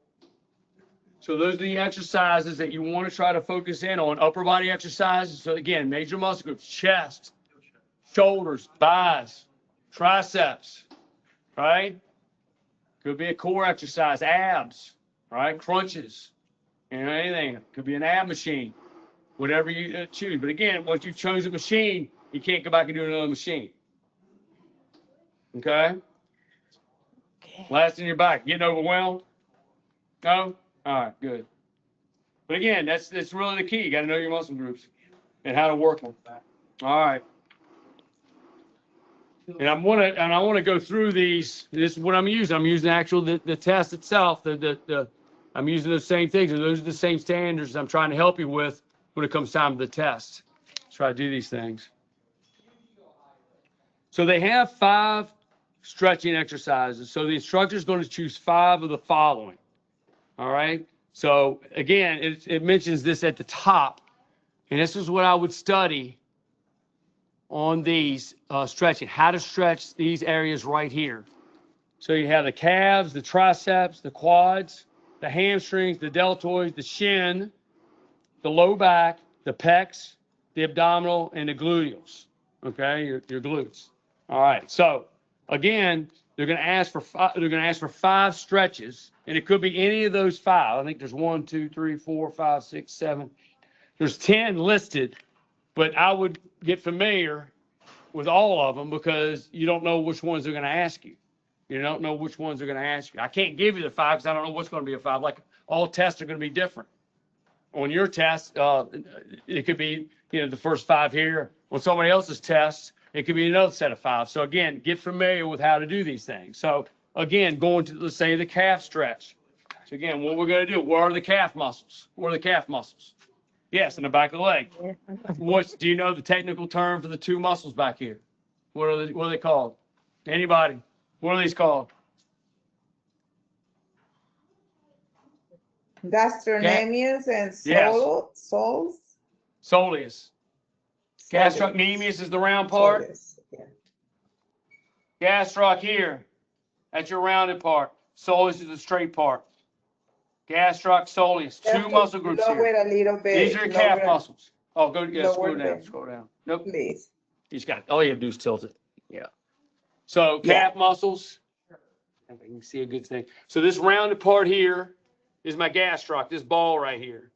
The straight part's more my soleus. These are two separate muscle groups in here, two separate ones. They're tied into my Achilles tendon here at the bottom, which is my calcaneus, is my heel bone. Achilles tendon, remember, tendon is muscle to bone, muscle connection to bone, right? That's what ties them together. Ligaments are bone to bone. But gastroc and soleus, right? My calf muscle, the whole consists of my calf muscle group. All right, so how do we stretch it? Well, one way we can stretch it, I can get up against the wall, against the bar, you can stay right there. I'm gonna lunge forward, keep my heel pressed down, I'm gonna bend my other knee, and I'm gonna keep it pressed right here. I'm gonna hold it anywhere between 15 to 30 seconds. If I do 30 seconds, I'll do it twice. If I do 15, I might do it 4 times back and forth. So I'm gonna set and hold it, just static hold. Push that heel down. Right when you feel tightness, don't need to bounce, don't lift that heel up. Right when you feel tight, just lunge forward and hold. Okay, so that's stretching my calf muscle. So that's a calf stretch. Okay. Triceps. Right there. So triceps are the muscles in the back of my arm. Triceps, there's 3, right? Yes. 3 triceps. So one tricep exercise could be I take the hand, I pat myself on the back, I take my opposing hand, I gently pull back. So what I'm trying to do is get a stretch in the back of my arm here. It's my tricep. Right here, again, holding between 15 to 30 seconds. I'll do it anywhere between 2 and 4 times. So I'll do a stretch here, come back over, reach back, pull back and hold. Stretching my triceps. That's my tricep stretch.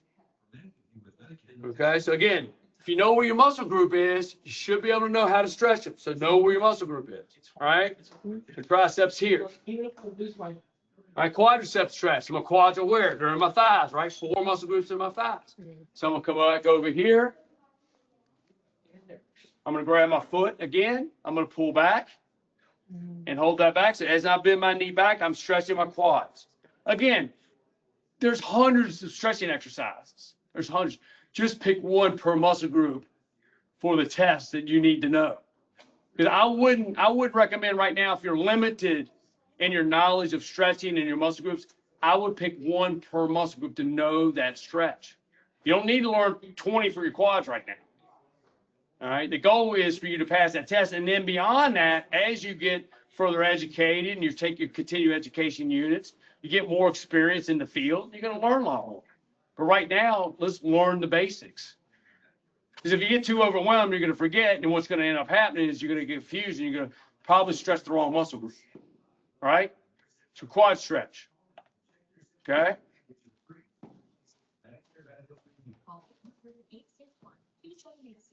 So deltoid stretch. Deltoids are where? What are my deltoids? Oh, what? Your shoulders. Shoulders. There you go. All right. So deltoid stretch. Again, voice up. I'm going to take my arm. I'm going to bring it across my body. Wrap it here. I'm primarily stretching the post deltoid in the back.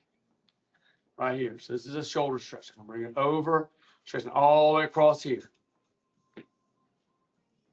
Okay.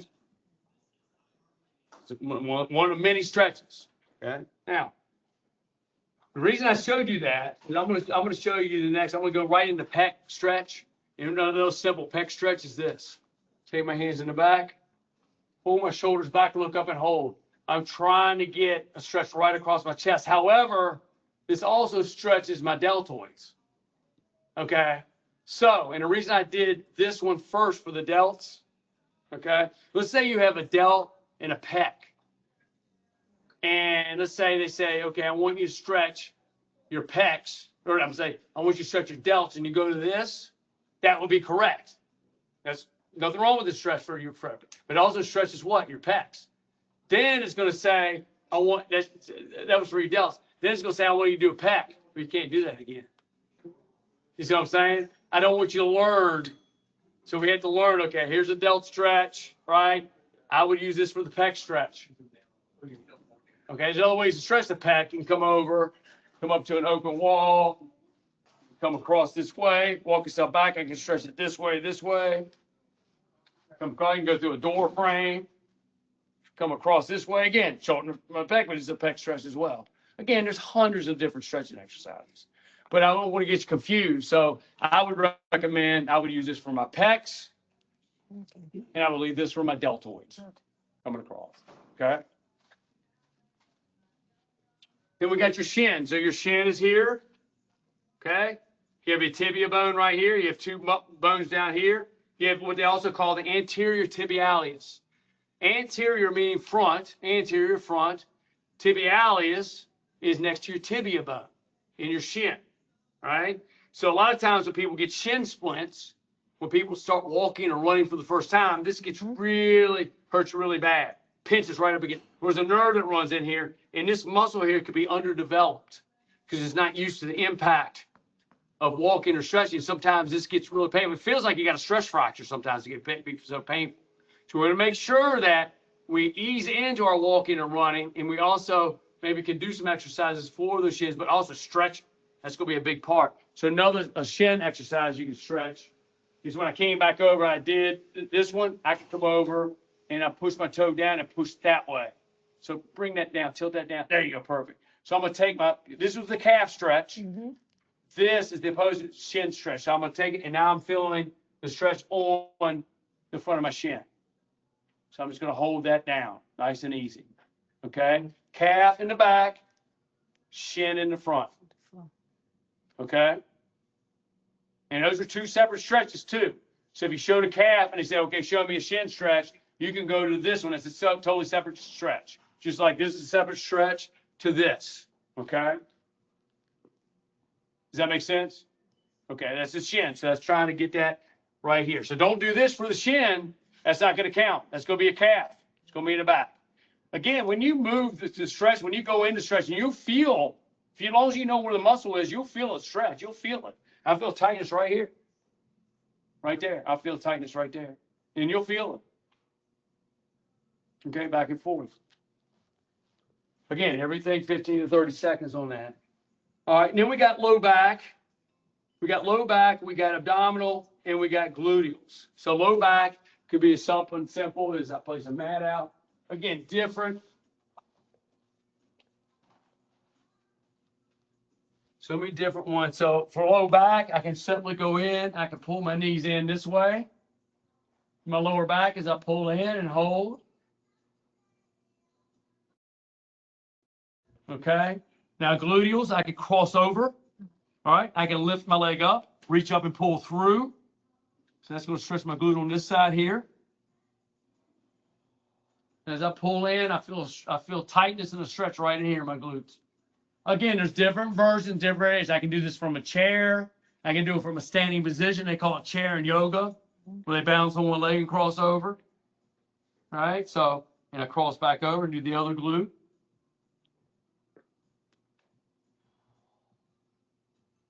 All right. The lower back and gluteals, and what I say. Abdominal. So I can flip around if I want to stretch my abs.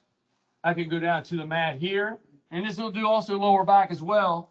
I can come up and do a cobra stretch where I push myself back, up and hold. So now I got to stretch in my abs and here, but also have my lower back. It's extension of my spine.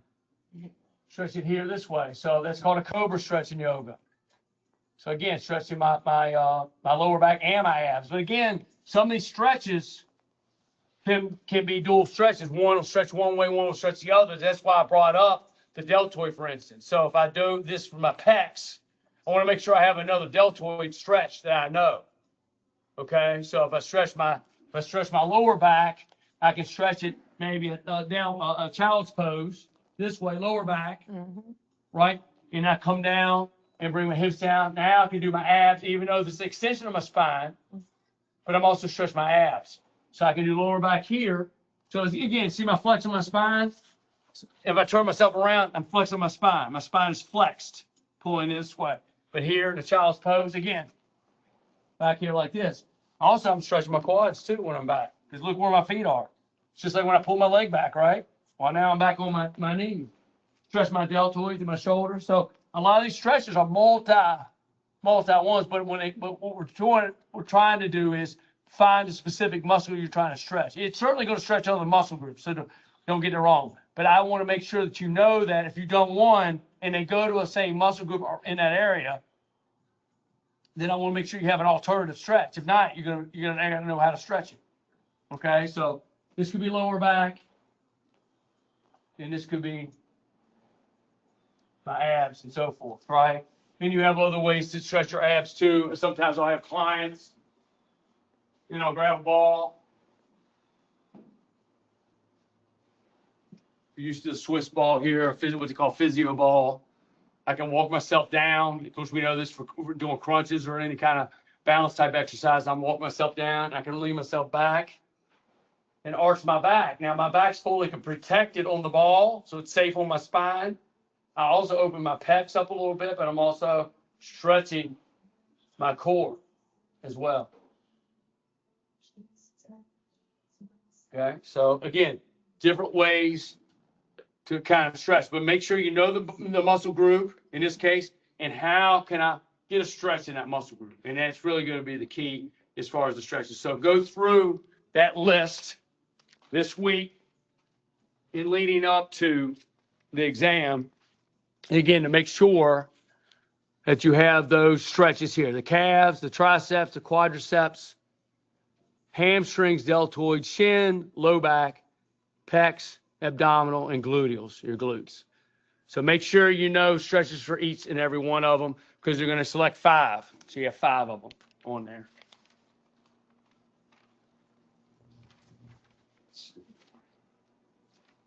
Let's get back and let me get this and I give you a drink of water. Okay. Let me get a drink of water. Yeah, if you don't mind, thank you. Let me put this back over here.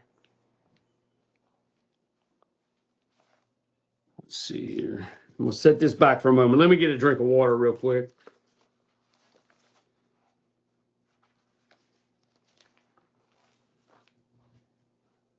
Thank you for doing that.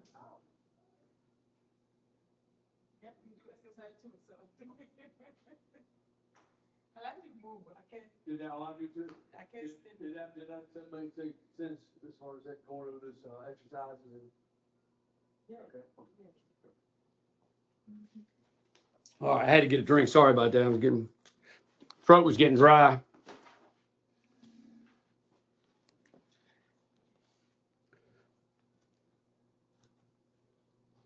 Okay, so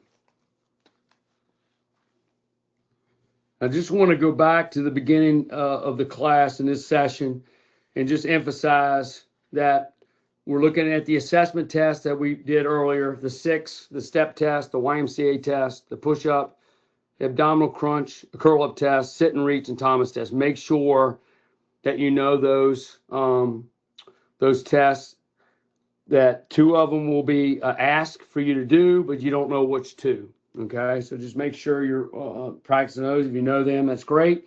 And just talk it through. The best thing you can do is talk all the way through. Explain what you're doing. If you explain what you're doing, then you're going to be able to check off all the things that the proctor or the examiner is going to want to hear from you.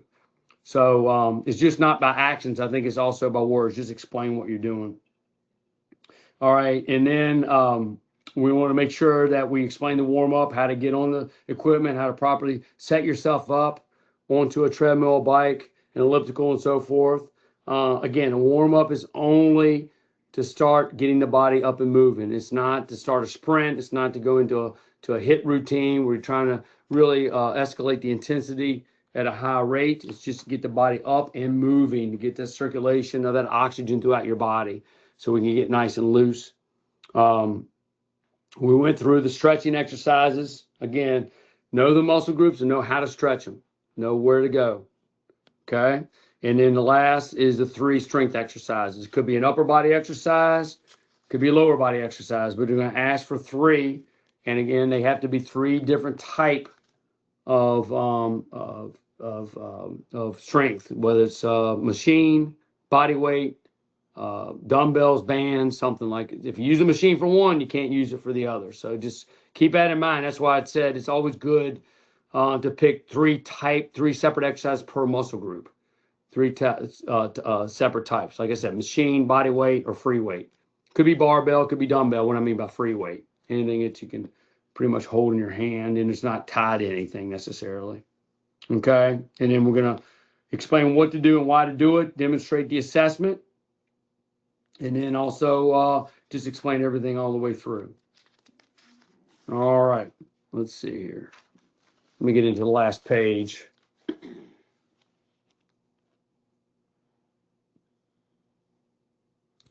So on the grading system, it's said that the practical exams are divided into categories.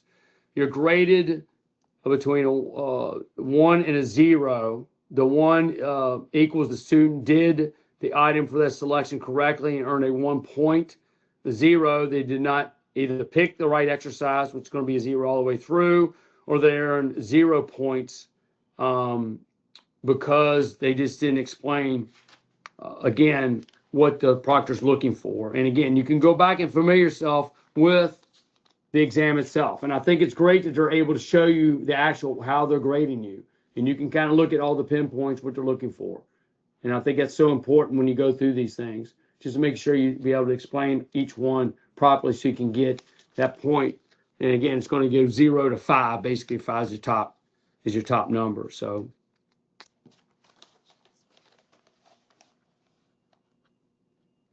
and it said for muscle groups, we require the primary muscle group, any muscle group other than primary will result in a 0. So again, when we go into a muscle group, say the chest again, okay, and you're doing a chest press, like we demonstrated earlier, right? And we might go into a shoulder press. Can it have a little bit of a pec? Not so much when you're vertical up and down. Certainly would when you incline back, it's going to be more of a pec, so that would count. But again, if we're going to a shoulder press and it's for your pecs, it's not going to count. It's not going to count because that's primarily for your deltoids. Does have the extension of the elbows, so it does have the triceps. But we want to make sure, again, what's the primary muscle moving that way? Because you're going to have other muscle groups that are included in that. So make sure it's the primary muscle. You should know the procedure leading the client as well as the primary muscle groups. And again, practice makes perfect. So just make sure that you keep practicing these things. Again, if you are unfamiliar with the muscle groups, again, study the muscle groups. Take 1 or 2 a day to study with. Get familiar where they are, what they are, and then how to exercise that muscle, and then also how to stretch that muscle. If you can get that down, you're going to do just fine. Just fine. Okay? Excuse me. Yes, go ahead. Are they gonna ask us to use the tape measure to take measurement of the body? Okay. Well, for the assessment test, yes, you'll need a tape measure, okay? And usually in most testing situations, the proctor has the tape measure,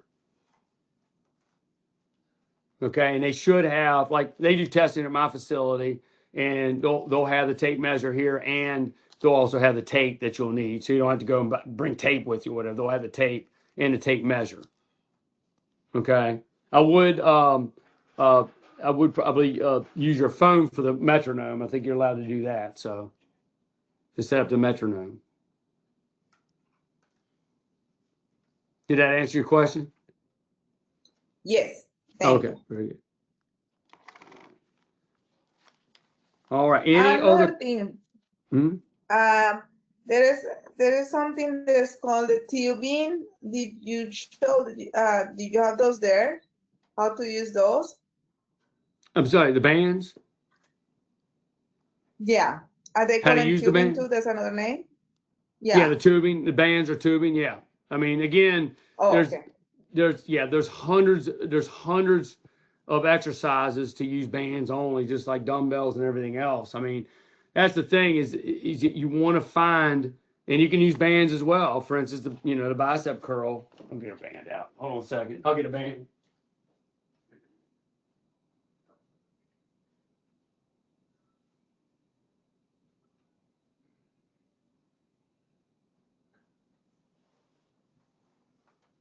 So I got a band. So since you brought it up, let me back this up a little bit.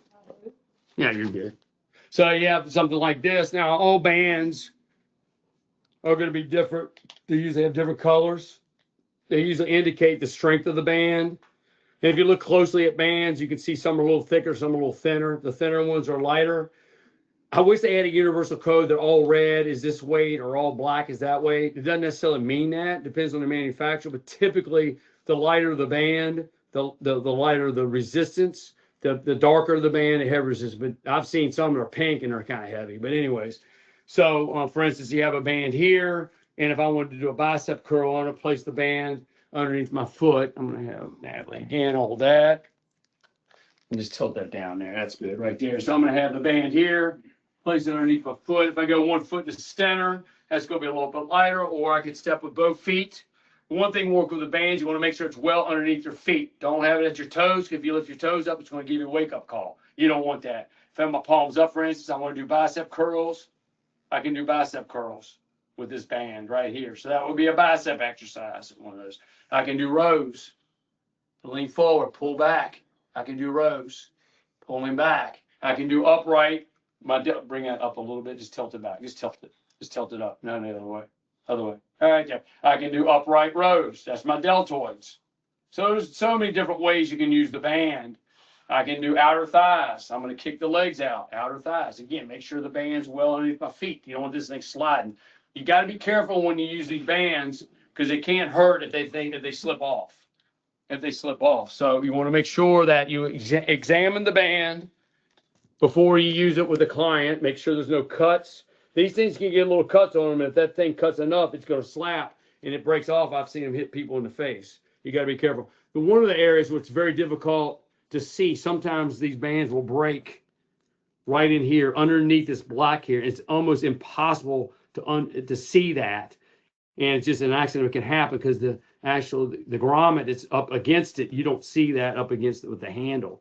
So just try to examine the band and just be careful when you use these with the clients. They're great to have. I think they're wonderful, particularly if you travel a lot. You can throw them in your suitcase. You can do almost a whole total body workout with them. And it gives you some resistance besides just doing body weight exercise if you don't have any alternatives when you're on the road primarily, or you want to do some exercise at home, you don't have any home equipment. These are great pieces to have. And the band acts very much like the concentric and eccentric motion of equal resistance, like they do on machines. And that's a really nice feature to have, that you work the muscle both ways, coming and going. For instance, in the bicep curl, I'm straining against the muscle, and as I release it, that drag's pulling against that negative, and that's really making my muscle work almost twice as hard because I got that drag, versus if I had a dumbbell, it's just going to come down, on its own through gravity. Here, I get that pull. So this really gives me that resistance coming and going, the concentric and eccentric. And that's how machines were designed. They were designed to try to have equal resistance through the pulley system. So dumbbells, you really have to control it on your own to get that natural drag. So anyways, bands are a great alternative. Again, as you get further and further into your career and you learn more exercises, whether it's bands, whether it's a TRX, some alternative things, again, you're going to get more and more familiar with these exercises. But right now, try to keep it basic with the knowledge that you have and just grow from there. Can we do a supine spinal twist with that too? Say that again. Can we do a supine spinal twist with the bands? I'm trying to think. If you're on so supine, you're on your back. Prone, you're on your stomach. So you're on your back. And you want to do what now? Okay, so the twist, you can, a spinal twist. Well, if I was going to do a spinal twist with the okay. band, I'm going to do like a wood chop. If you're talking about working the obliques. So for instance, let's see if this is what you're thinking. Let's go ahead and bring this back out here. I need to.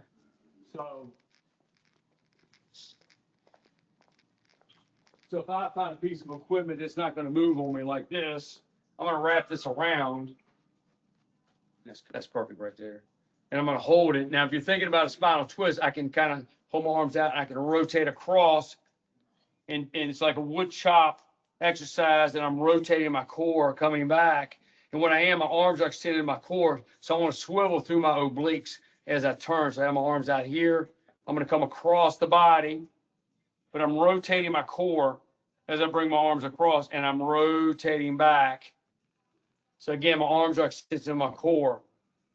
Exhale, that's my resistance. Inhale, coming back with the resistance, but I'm controlling all the way through. And that's rotating. It's called a wood chop for the band. You could do that. Is that what you're thinking? Yes, I was, yeah, exactly. Yeah, I It's wasn't just sure because supine would be supine on the floor. Supine means face up. It's this way. That's supine, right? And in prone on my stomach, I'm prone here. Okay, so I'm not sure what you're talking about when you're doing supine exercise. I mean, I can do some things on the floor, but as far as working the obliques and using this band, and that's what I would recommend with that. But like I said, there's hundreds and hundreds of different exercises that we can do with all these pieces of equipment. I'm trying to not go too much into all the, because again, we'll be here for a century talking about it. But I want to try to give you, again, my job is to give you the basic knowledge of how to get started. And then beyond that, you're going to learn more and more and more. And, if you love this career, you love helping people, and take more continuing education units, because you'll learn more with that, with your education. Again, you have to start somewhere. So we're just basically starting on a layman's term of starting, where do I start from the basics?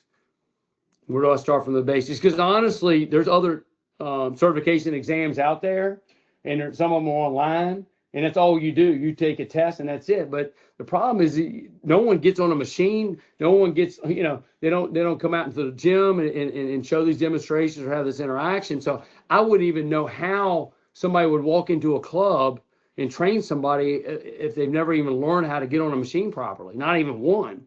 So at least you have some foundation of exercise here that you can utilize, particularly starting from somebody at the very beginning with the assessment test, obviously with the questionnaires that we talk about, but then also going into some basic exercises that we talked about and have reviewed and went through. But again, on your materials that you have, and again, you can go way beyond this with so many different things. Like for instance, you have demonstrations of stretches here that you can look at, all right? And then you have demonstrations. Let's see here. And they also use the Bosu ball. Yep. Bosu ball is great. And you have exercise, I mean, showing you the lap pulls and things of that nature. And then the Swiss ball, or we call physio ball here, the stability ball, stuff like that. Yeah, the Bosu is another great piece. There's so many great pieces. I mean, not every gym's going to be equipped with everything. So you're going to have some gyms that have certain tools and I like to say toys to play with and work out with, and you'll have some that you've never seen before. That's why whatever club that you end up working or end up working out in, just make sure you get familiar with all the pieces you have there and how can you implement those pieces into someone's workout, based on their goals. So when you're in the test, you're gonna have all these things because it's in a gym. You Yes. should use, you say you have to use different things. You you should, I don't know, should you use things like the tubings or the bands and that ball or the Bosu ball? Should we use that too? You can. I mean, yeah, you absolutely can. Okay. Again, it depends on what your current knowledge is with exercise. Have you used bands in the past? Have you used the Bosu ball? Have you used any of the other gym equipment, things of that nature? I mean, like I said, we could go on and on and on about so many different ways to use these bands, use these pieces of equipment. But again, let's start with the basic foundation of the chest press or the lat pull or the one arm row and some of the basic, what you call exercises. Some of the ones are described in your book, like she's doing the core exercise on the ball and he's doing the lat pull down. I mean, just get familiar with some of these examples, knowing that these aren't the only exercises. Obviously, there's plenty to do, And this young lady here, she's got the band here she's using, and then she's using a medicine ball at the top of the squat. So so many different ways to use these pieces of equipment in exercising, again, back to machines again. So again, use your current knowledge. If you don't have any knowledge at all, it's time to, okay, let me look, how can I do a bench press? How can I do a lat pull? Things of that nature. This class is really, again, getting someone started at the very basic level. Hopefully they have some knowledge of exercise themselves going into this. A lot of trainers that we have going into this field, they have been working out themselves, maybe for quite some time, or been an athlete, but now they want to get a certification that will hold them responsible, and also that they don't have any liability problems that they work at a facility.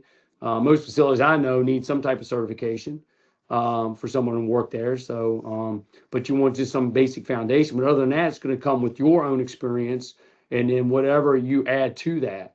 But again, making sure that safety comes first. That's the bottom line with that. So particularly when we work with anybody, make sure that they're safe, and always start slow and build up from there, not try to start too fast. Natalie, did you have a question? Oh, you don't? Okay. I thought you had a question. Oh, no. Okay. Anything else?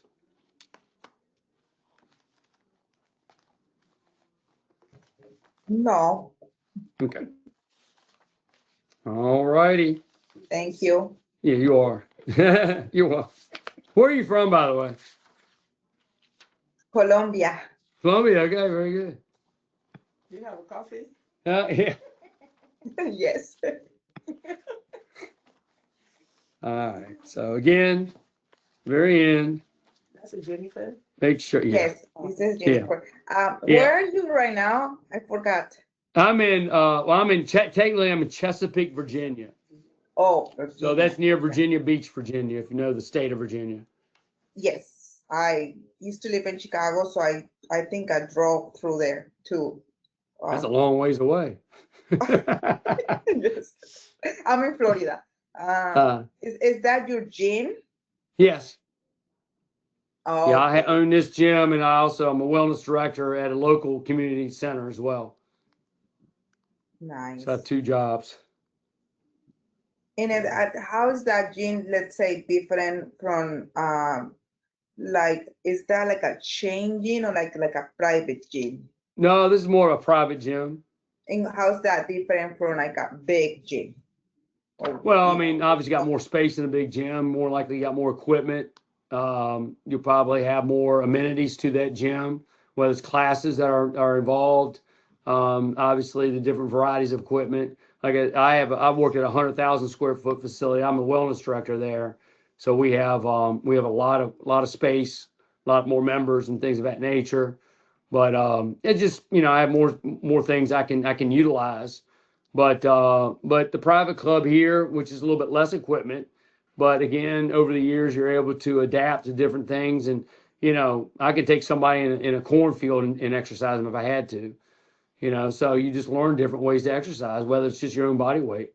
And there's different ways to condition the body and how you do it. So, you learn over the years these different exercises you can utilize for your clients. And then after that, based on their goals and their health history, you're just going to come up with some program that's going to meet their goals and keep them motivated, keep them consistent.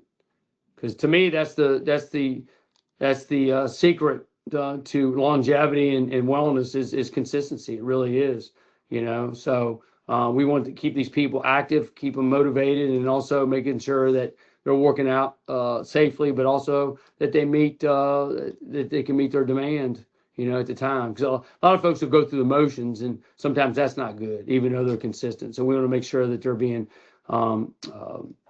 challenged as well, but accordingly to their abilities, So. So, and one more thing. So Yeah. when an advice for a job with this certification, will you advise somebody who doesn't have much experience to first start working in a gym? Like, what would be like the first step? Well, yeah, I mean, first of all, I would try to get a job in a gym, even to be a floor attendant. That's how I got started. Before, I just got certified, but I had very little experience working with anybody.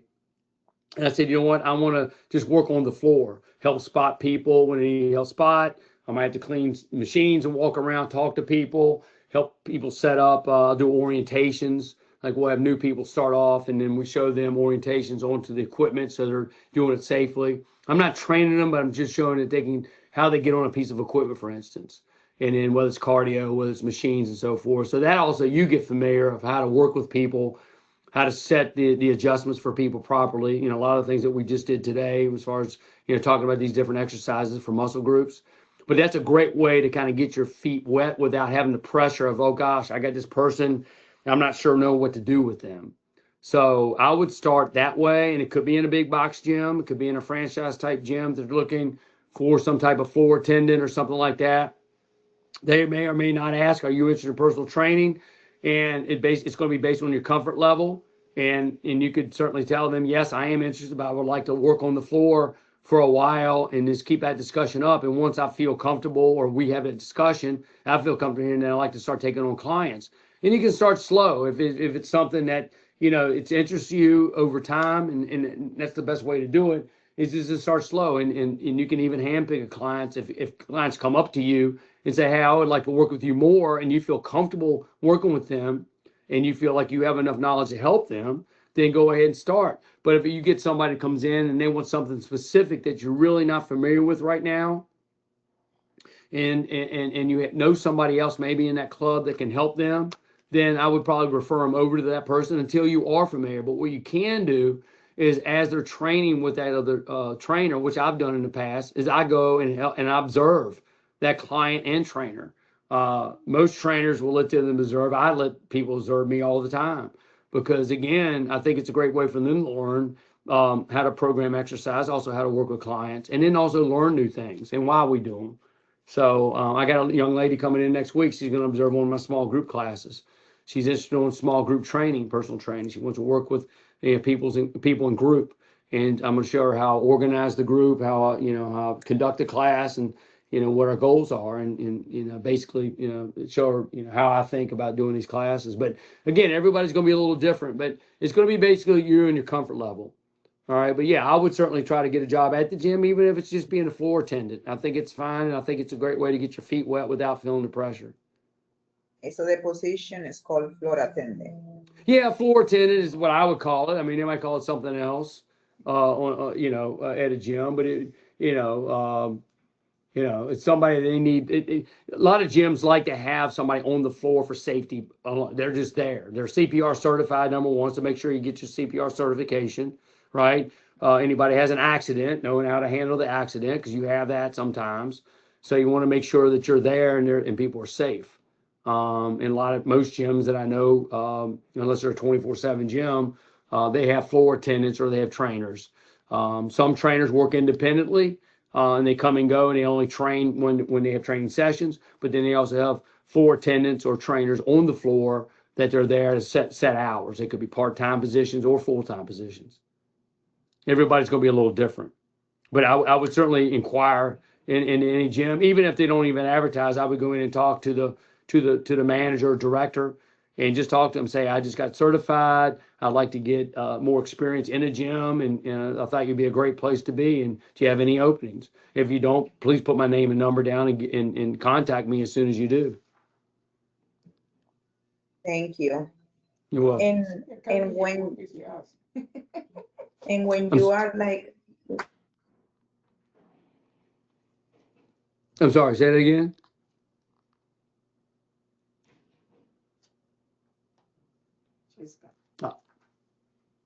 Did you have a you question? say when you're like away from the gym, you Coming out on me a little bit. personal trainer, you give your cars away. I'm sorry. You're gonna have to repeat all that because you can't. You went in and out on me.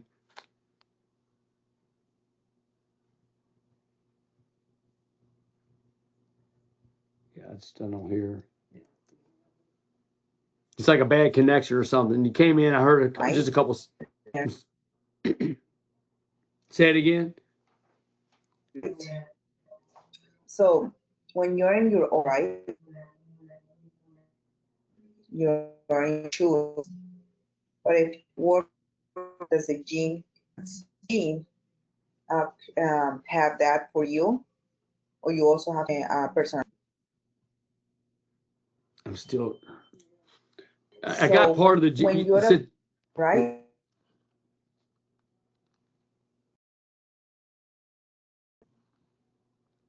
can you write Can you that? hear me? Is there a way to write it? Because I can't, you're still coming in and out for some reason. Can you write in the chat, or is that too long? No, I'm gonna do it. Okay, go ahead. I'll pull the chat up. I'll read it. Thank you.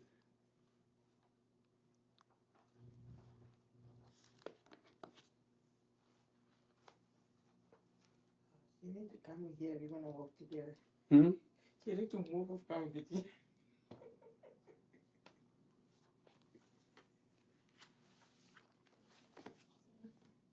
When you work on your own, do you need insurance? Yes, I would highly recommend it. Yes.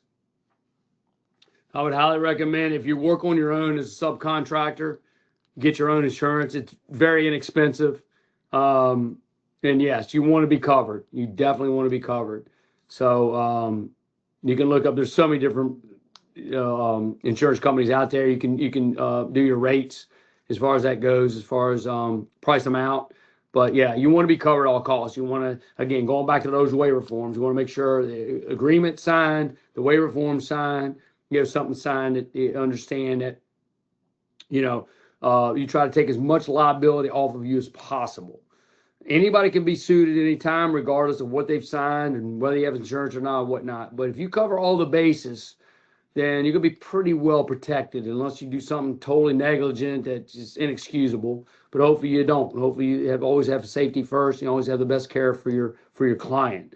But again, yeah, you want to have insurance if you work on it. If you work at a facility and you are an employee, then you should be, and I don't want to say it always, but any place I know of, they are insured because they have to have insurance for their employees. So it could be a part-time employee, it could be a full-time employee, but I know at my fitness centers I've had in the past and the one I work at now. So when you work in the gym takes care of, yes. Even if you're a personal trainer, yes. So if you're an employee, yes. Now, there could be in agreement if you are a subcontractor working in a gym, which some gyms do, they'll allow subs to come in. They may ask for you to have supplemental insurance. But if you're a subcontractor anyways, more than likely, you're probably going to be working amongst other places. You're probably working in people's homes, multiple gyms. You could be all over the place in city parks, So again, I would, if you're going to be a subcontractor, not an employee, then I would go ahead and get that insurance for sure. For sure. Okay. Did that answer your question? You can just say yes, sir, on the chat. Yes. And Oh, in this, for example, like even if you're a Zumba instructor, you also need insurance. well, you could again, Zumba, yeah, it could be the same thing. If you're it depends how the business is set up. Our Zumba instructors at my community center are they're all employees. They only come in and teach the class, but they're paid for that class through us. So they're W-2 employees. They're not what they call 1099s, if you want to look at the tax purposes, but they are W-2. So no, they are covered under our insurance, our classes, and they are covered. So they don't need supplemental insurance. Now, if they go do Zumba at a local church on their own, again, if they're subcontractors, I'm more than likely they should probably have their own insurance. Again, if that facility covers you, great. And that's certainly a question you need to bring up. If you get hired at a facility, do I need insurance? So everybody's going to be a little different. I can't say all do and all don't. All right. Everybody's going to operate a little differently. So I would certainly pose that question. And I'm sure they're going to tell you that anyways. If they do need you to have insurance, they're going to tell you that, hey, you need to have insurance to work here. And I've done that too. So I've done that in the past. And they need to send you the updated insurance. Usually your insurance is annual. Thank you very, very. Go ahead. Okay. Thank you very much. That was very helpful. Okay. Very good. And again, if you have any questions, any of you guys have any questions going forward, I don't care if it's a month from now or 2 months from now. And I just had a student reach out to me just last week, and she was in my class last year, and she had my number, and she called me up, and she had me ask me a couple questions. And again, if I don't know the answer, I'll try to find it for you. I don't know everything, never will. But if it's something I can answer and I feel confident with the answer, I'll give it to you. And if you don't ever feel like you're alone, I don't want you to ever feel that way. So, and there's no stupid question. You can always ask me anything, because if you don't know, you don't know. So it's better to ask questions than not ask questions and try to guess at it. So just please feel free to contact me anytime if you have any questions, particularly when it comes to personal training, or how the business is run in training, or employment status and all that stuff. Again, I got almost 30 years of experience here. I've owned 2 gyms. I've been fitness director. I've worked at country clubs. I go to people's homes. So worked at schools over the time. So, I feel like I got a lot of knowledge here. But again, everybody's going to be a little different, and I'll try to give you as much information as I possibly can. But don't ever feel like you're ever alone, like you're just stuck somewhere. You just need somebody to talk to. I'm here to talk to you. So I'll do what I can.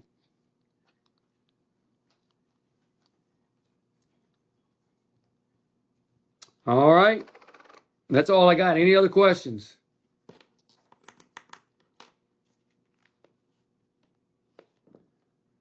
All right, guys, study up. Whenever your exam is next week or 2, make sure you know the muscle groups, how to exercise those groups in a couple of different ways, how to stretch those muscle groups, and get familiar with the assessment test. But it sounds like to me, based on some of these questions, you guys got a pretty darn good grasp right now. I would just tighten some of those things up, and you should be good to go. All right. It's been a pleasure training you guys for the last, 6 weeks. We took the week off, but I really appreciate it. And thanks to Natalie here for helping me out. I'm so happy. I appreciate it. So thank you so much. And you take care. Please reach out to me anytime. Anytime. Good luck, guys. You take care. And that's the number, right? That's the number. I typed the number in the box. Oh, let me see. That's it. Perfect. Thank you so much. You're welcome. Good luck, guys. Thank you. Hi, Jennifer. Bye, Natalie. Thank you for your help. Good Come visit luck. us. Yeah, Oh, I come will. visit. Thank you. All right. Bye-bye.